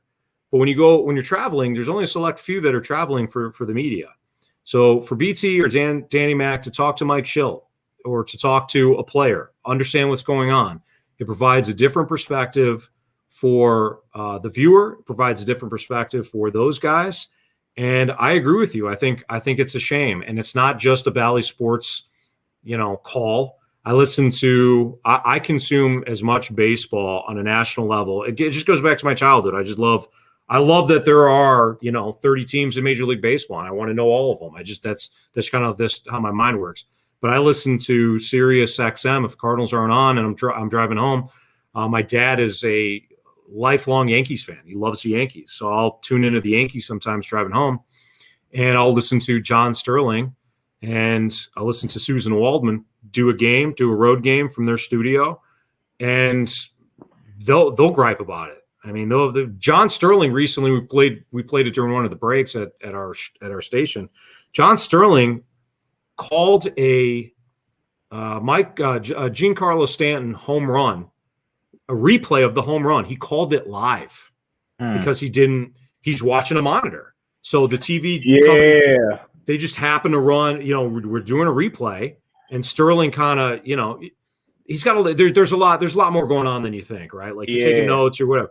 So he looked up and he starts to call the Stanton home run live, and you could tell right at the end he realized that it was a replay. And he actually goes, it was Aaron Judge. It was Aaron Judge. Thank you, Smooth. Yeah. So it's Aaron. So it's a home run replay of Aaron Judge, and you can hear Susan Waldman right at the end. She goes, "What a way to call a game!" And It was a complete shot at why aren't we there. She brings up a really good point. So, is it a safety stamp? Is it a safety situation? I don't know. I don't want to speak for these companies, but hopefully that is not a cost-cutting move moving forward. I think that our local guys and the national guys, they need to be able to travel.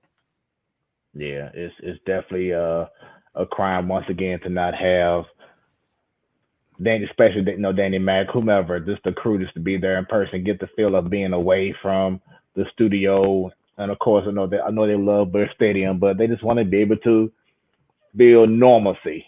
So definitely, hopefully something can happen in the nearby future. Going back to just your career in regards to being a host, being a producer, has there been that favorite celebrity or athlete that you had the opportunity to meet, to interview? Recently, we've added Matt Holliday, and I think for BT, Jamie, and myself, we have loved interviewing Matt Holliday, and I think the best guests are always the ones that you can tell they're into it, And I get it. Some guests come on, they're asked to come on, they're gracious with their time, and they come on and, they answer our questions and they leave, and that's great. That's no problem. Right. But when you get a guy like Matt Holliday telling Jamie Rivers that, we should turn baseball into hockey, and you should have like fights on the field. What do you think about that, Jamie? Matt Holliday's into it, and that gets us into it. We're locked in. And Matt Holliday is, he had a great career. So you're talking about a superstar player joining a show every single week, breaking down hitting, providing that perspective, but more so than not, just having, being into the show. I think that makes all the difference. And sometimes you get a guy that maybe somebody from your childhood, or maybe a current athlete that you couldn't wait to have on. You love it, and man, this is going to be great. And the guy's not into it, and he doesn't. He's kind of giving you blanket answers, and you get out of it in 5 minutes because you know that person just you don't want to be on. So I'm always excited to talk to the ones that want to be on the most. And like I said, Matt Holliday is just one example of that. Got you. And I do want to bring this up. Let's talk about these Cardinals right now. We all know what's going on this season. It has not been something that we all look forward to seeing. Looks like Dakota projections may have been right for the first time. They've been pretty right. I'll tell you what, man. Dakota's been pretty good with. Yeah. I mean, that computer knows what it's doing. So, of course, we're not in the best spot right now. But I heard something by Jim Edmonds during the Cubs series. Then when I heard the interview that I think it was BK had with Benji Molina, I think Ferrari, one of the guys. I'm sorry, who forgot who it was. Yeah, it was BK. I think it was BK and Tanner recently. There we go. And then recently hearing Mark McGuire this morning with Randy and Carricker and Smallman. Mm-hmm. But pretty much Jim Edmonds was saying that there's too many different agendas with the guys. You have one guy who wants to pretty much do whatever it takes to just get on base. Then you have one guy who wants to focus on this power. Then you have one guy who wants to focus on trying to swing as hard as he can. But what he's saying, which I believe, I'm glad that he said it over the air, was that it looks like this team doesn't all together come together as one and have one solid game plan. As it goes back to what Tommy Edmonds said a while back, in regards to just not having structure or having a straight game plan and being able to adjust throughout the actual game. Yeah. But it seems like as a whole, the team itself is just not coming together and saying, hey, we're here at Wrigley Field, the wind's blowing in. Let's not try to hit 500-foot home runs. Let's just spread the ball around. Let's do the small thing and just get on base.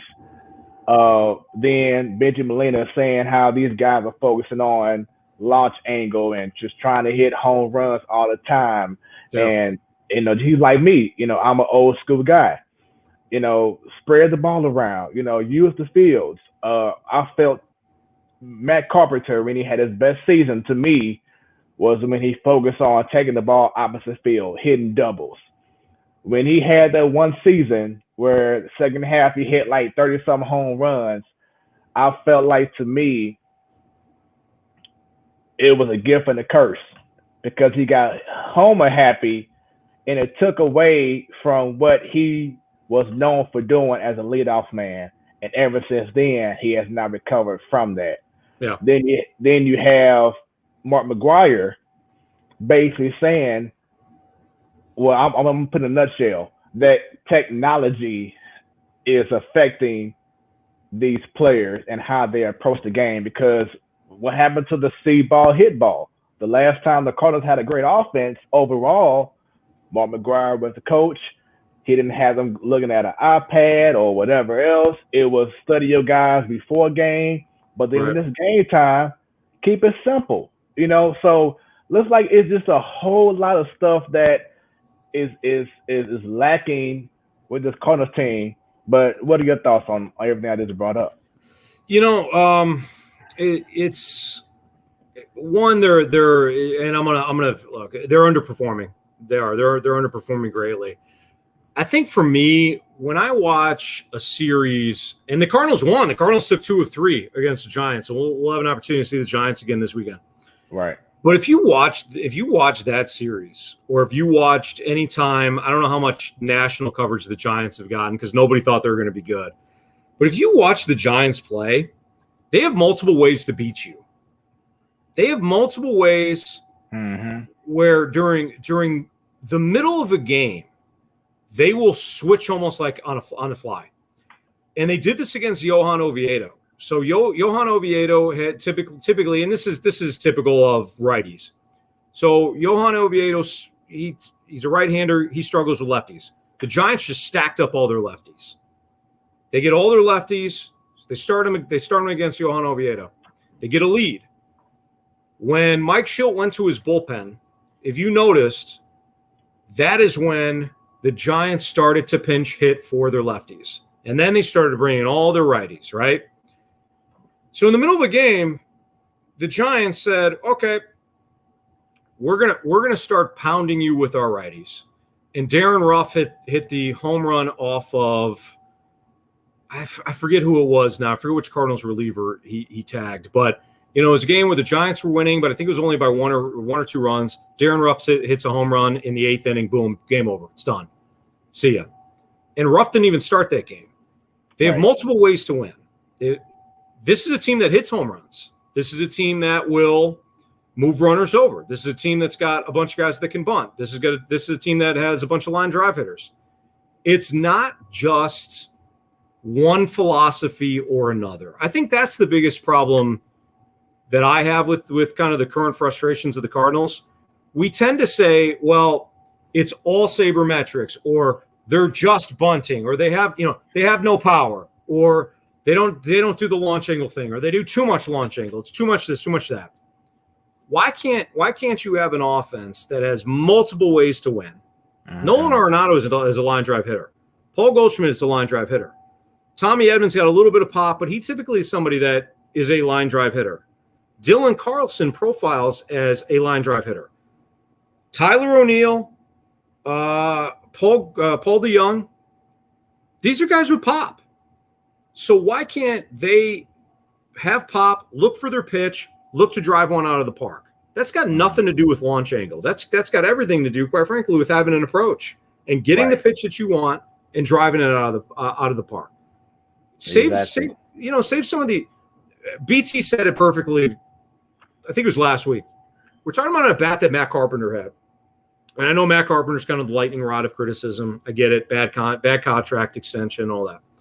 But Matt Carpenter had an at-bat last week in that Giants series against Kevin Gausman. Kevin Gausman, ace of the Giants staff. Like, this guy's been just a revelation for them. So Matt Carpenter earlier in the game struck out. But he understood how Kevin Gausman was attacking him. So later in the game, he knows he's going to eliminate. He had an approach coming in. He's going to eliminate the split finger. Like, Gausman's got a nasty split finger. So he throws that thing. It's usually not a strike, but guys swing over top of it. So Carpenter eliminates that pitch. Gausman got him out on a fastball away in the second inning. So Carpenter says, all right, my next at-bat, or an at-bat later on against Gausman, I'm going to look outside fastball. That's what he's going to try to throw me. Well, what does Matt Carpenter do? Gets an outside fastball, drives it for a triple. That's got nothing to do with launch angle. That's got nothing to do with bunting. That's got nothing to do with sabermetrics and all that stuff. It's Matt Carpenter having an approach. And, to Mark McGuire's point, and to Jimmy Ballgame's point, and Benji's point, and your point, and other Cardinals fans' point, we're not seeing that approach from every single batter. It's almost like we're going to get in. Matt Carpenter said it's almost like you're playing hero ball. I'm going to hit the home run that's going to win this game in the first inning. We can't do that, Or I'm going to hit the home run that's going to get us back into the NL Central race. You can't do that. But if every guy does their job and has an approach, that's when the offense will start to turn around. Until that point, we're just going to be left frustrated with what can only be described, Smooth, as an underperforming offense.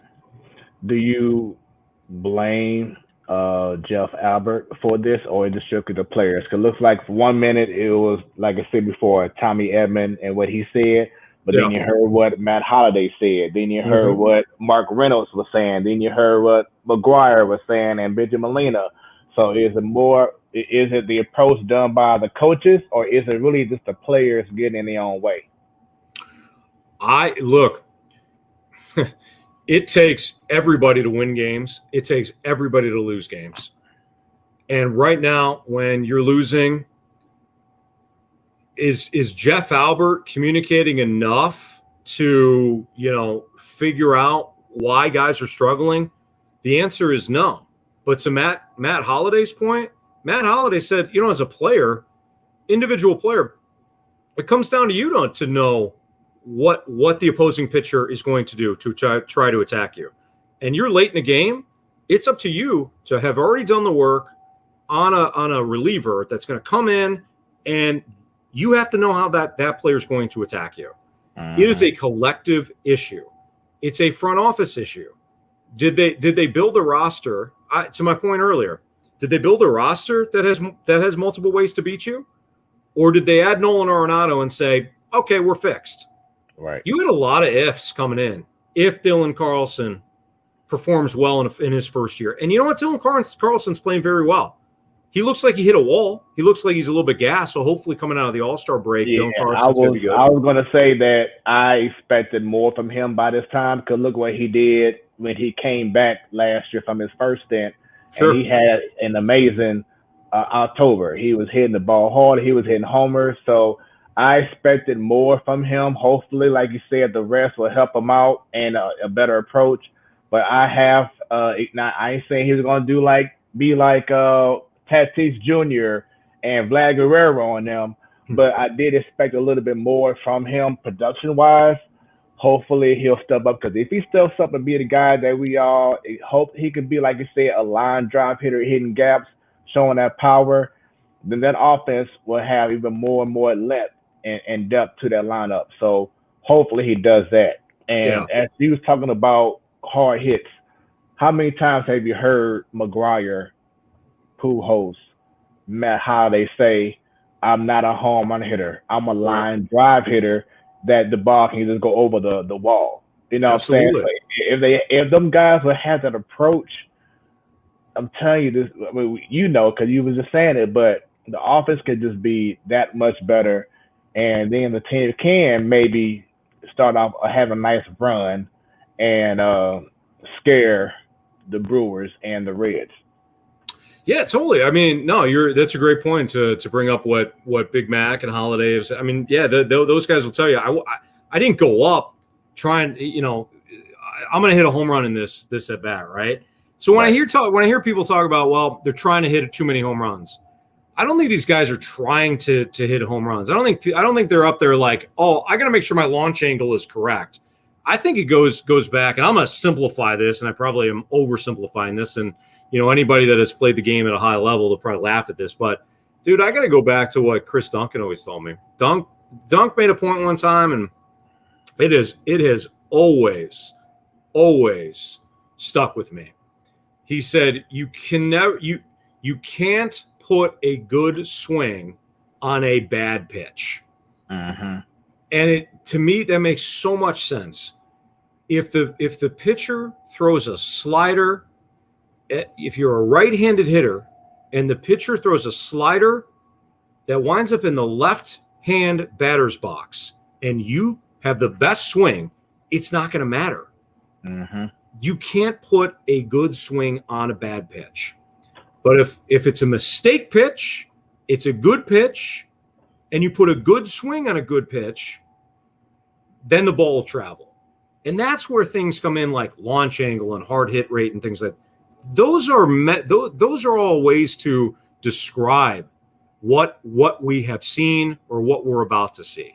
It's got nothing to do with, hey, this is our offense. It's the launch angle offense. This isn't football. This isn't Kyle Shanahan's spread. This is not Mike Martz's greatest show on turf. It don't work that way. It's not like Jeff Albert comes in and says, listen, guys, here's tonight's game plan, right? Like everybody tilt their bat like this and then try to hit home runs. It doesn't work that way. So are guys putting enough good swings on good pitches? Are they being selective enough? Are they chasing? Are they taking enough walks? Are they working enough counts? The answer from the first half is no. And until that happens, nothing's going to change. You could fire Jeff Albert tomorrow. You're going to have the same problems. And that's some of the things that I've been, some people are like, well, you're making excuses for Jeff Albert for not doing his job. No, I'm not. I'm telling you right now, the problems go a hell of a lot deeper than the kitchen curtains. You got cracks in the foundation. Right. So until you fix the cracks in the foundation, it really doesn't matter how the curtains look, man. Right.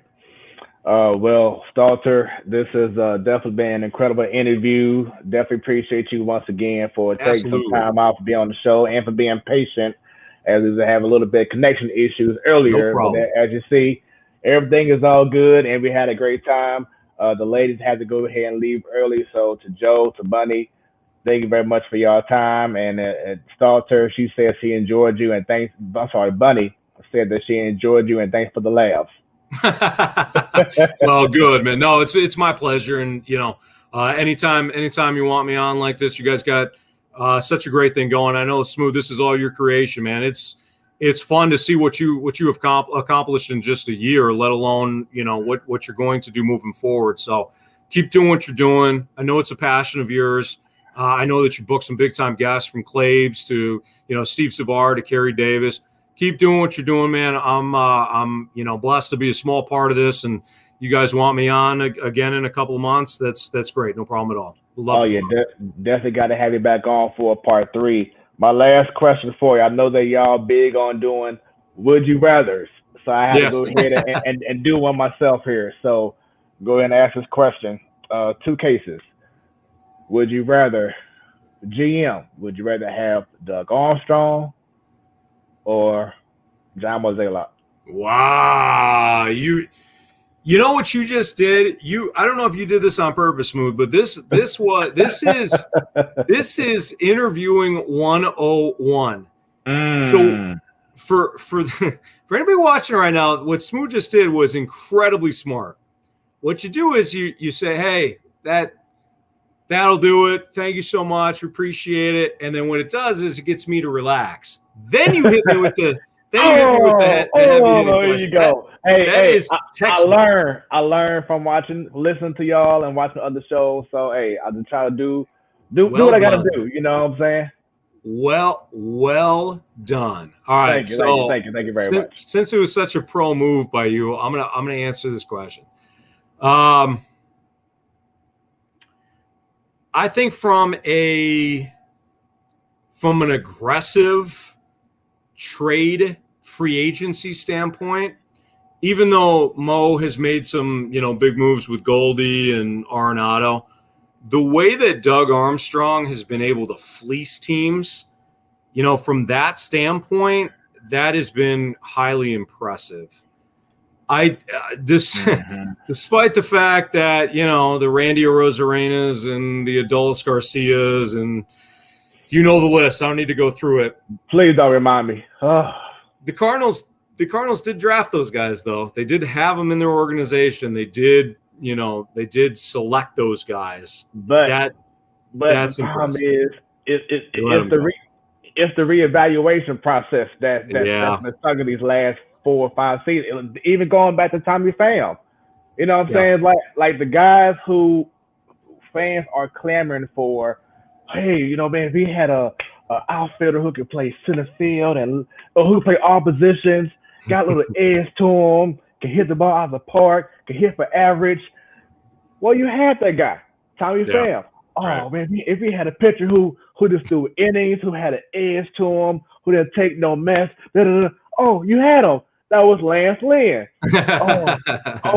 If you had this spark plug, young guy, up and coming, got speed, can hit the ball out the park, all-star player, you had the guy, Garcia from Texas. You know what I'm saying? So it's like it's whatever's going on with their thought process, that they're reevaluating and saying, which guy do we prefer better than this guy?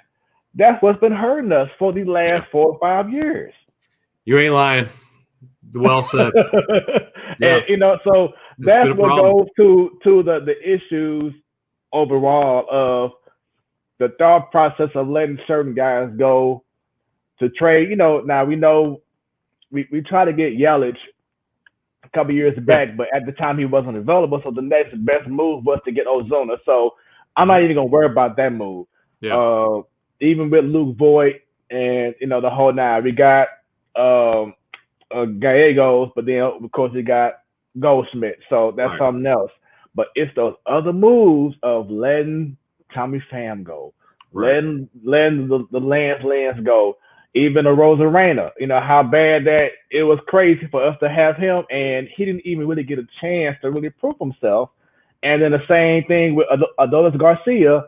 He had that slip up, he missed the bag and tripped. I'm sorry, he tripped and whatever. Yeah. But we still never gave that man an opportunity because we wanted to see what other guys can do instead, And now it's like, look at them now. So I just feel like, and I had a feeling you're gonna say Doug Armstrong, just because of what you just said. He's aggressive with his decision making. I think Mo, he's like that very shrewd, quiet. All of a sudden he'll come up and do something. But Doug Armstrong, which I feel St. Louis is waiting on. That's why we're the Show Me State, Missouri, is we want to see that aggressive move be made.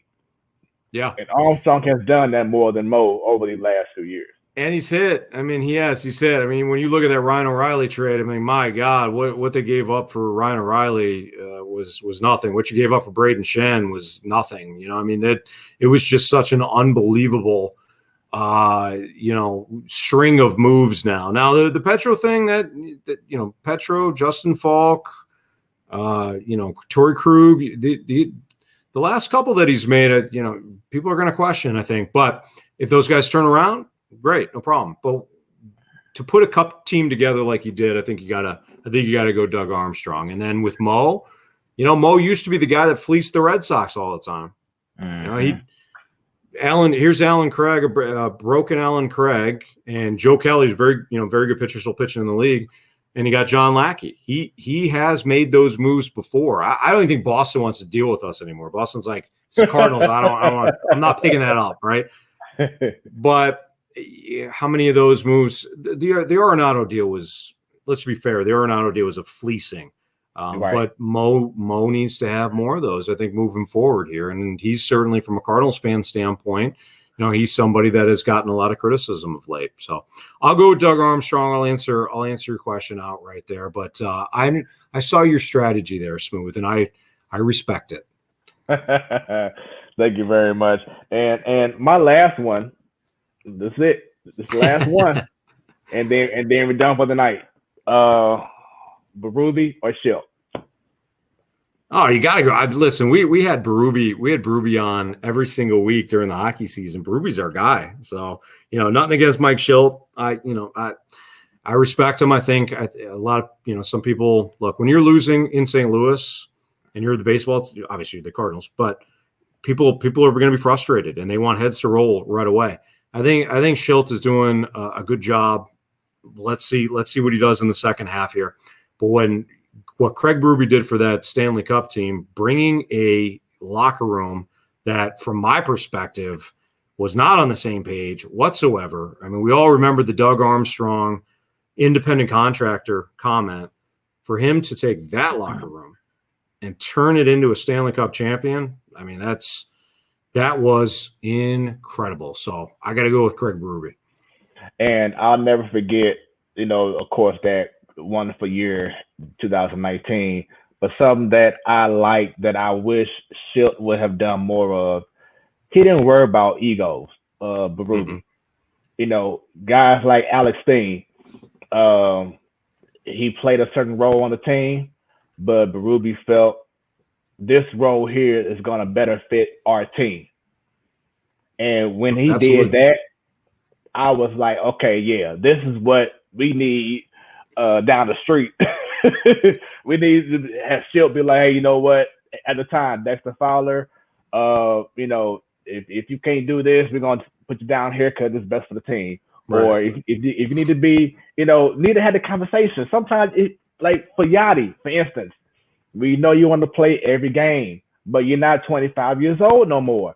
No matter if you say, yeah, I want to play 4 days on the road, you got to have that guy to come in and say, what's best for the team is to have this guy come in for a game or two, because it's going to pay off down the line in September, October, where you'll be more healthy and you'll be you and not being a shell of yourself. So that's why I feel at this time, of course, and then Berube won a Stanley Cup.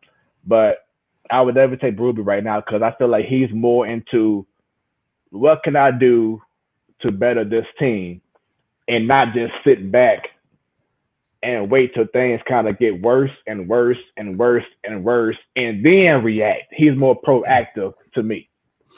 Well, I'll ask you this: does Shildt have the roster? That is definitely an issue by the front office, because Shildt can only do what he's provided. Now, I will say this, because with that being said, wouldn't that be the same issue that Matheny had? Oh yeah, absolutely, yes, yeah. That I've brought this up. I'm sure you've heard me say it before.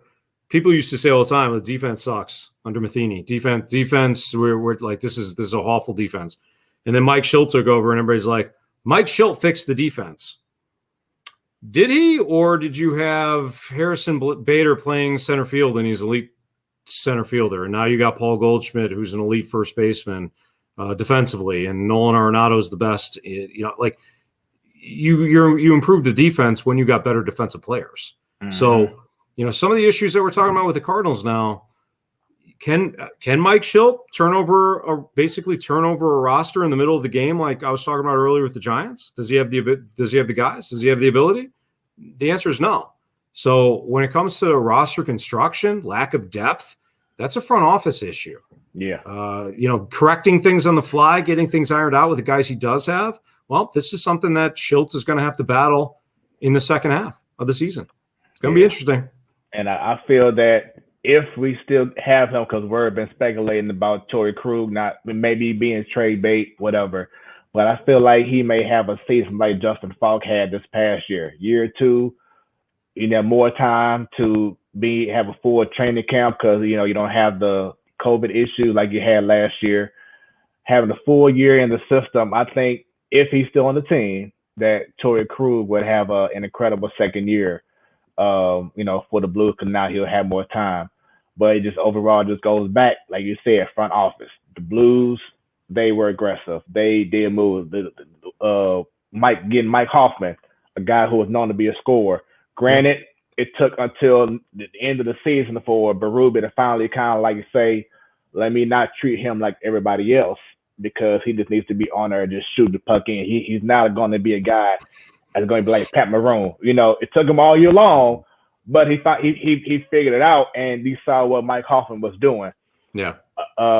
We just want, I think all the fans, of course, just want to see the Cardinal organization, whether it's from DeWitt to Mo to Shildt, just be more proactive with certain decision making. Yeah, I think that when it comes to the trade deadline, it's going to be really interesting to see you talk about being aggressive. To me, John Mozeliak has to make moves. It doesn't mean mortgage the future, but he's going to have to make moves to bring in reinforcements that may help you next year too. I think that's one of the things that people are kind of overlooking. Like, don't make any trades. This team's not worth it. Well, so what? You just pass on a trade deadline? You have an opportunity to make yourself better, not only now, but in the future as well. That doesn't mean give away Nolan Gorman. It means, if you need to package up some prospects or whatever to help you from a depth standpoint now and have an opportunity to bring those guys back next year, I think you got to do it. I mean, you look at the starting rotation next year, you got a lot of holes. And the holes that you don't have are going to be occupied by guys like Jack Flaherty and Dakota Hudson. They're going to be coming off injuries. So the trade deadline is not just about make the splash move. It is as much about how do I improve my roster right now and in the future. There we go. It's going to be interesting, my man. Well, with that being said, that is our show. Stalter, once again, thank you very much for everyone who tuned in, who was patient with us throughout the earlier networking issues. Sorry about that, but we had a great last 2 hours. And so, Bunny, Joe, thank you very much for your time. Shouts out to my boy Travis Triplett. He left a comment earlier saying salute. He was a guest on our show a few months back, so shouts out to him. Joe was laughing earlier about you calling me out for my professionalism. So, it's all good, just having a good time. But thank you once again, Stalter. Best of luck and success to you. Definitely got to have you back on the show again. And I'm gonna put myself out there. I know y'all be having, certain guests when BT and Jamie Rivers are away. Hey, holla at me. I'm not afraid to, hold things down for one-on-one, either whether it's on the radio or softball. I got y'all. Hey, we may need that, man. If you and don't Ferrario us either. Don't tell me that you play and then you don't hit any, because that was a long night. Alex is good. I'll be ready. And stay tuned. Got a little something for Alex Ferrario very soon too. So nice. Oh yeah. So stay tuned. We have a whole lot brewing going to the rest of the year. So everyone, thanks for tuning in to the Platform Sports Talk Show. Shouts out once again to Bunny, to Joe, Stan. Hope everything's going well. See y'all next week. Make sure y'all give us a like, a follow on Facebook, on YouTube, on Twitter. Make sure you're on YouTube. Y'all, everyone, subscribe, click on that bell, because anytime we go live, you will be notified. Stalter, if you don't mind, wants to stream in, just stay on just for a quick second, for a quick post show talk. Everybody else, once again, spread the word about the Platform Sports Talk Show. When it's about sports, it becomes our business, and business continues to pick up. Wait a minute. I'm sorry. Joe said I think I could even hit one. Hey, it's possible. I'm sure. It's possible. But with that being said, everyone, y'all have a great night. We out, right, we out. Ba-da-da-da-da-da.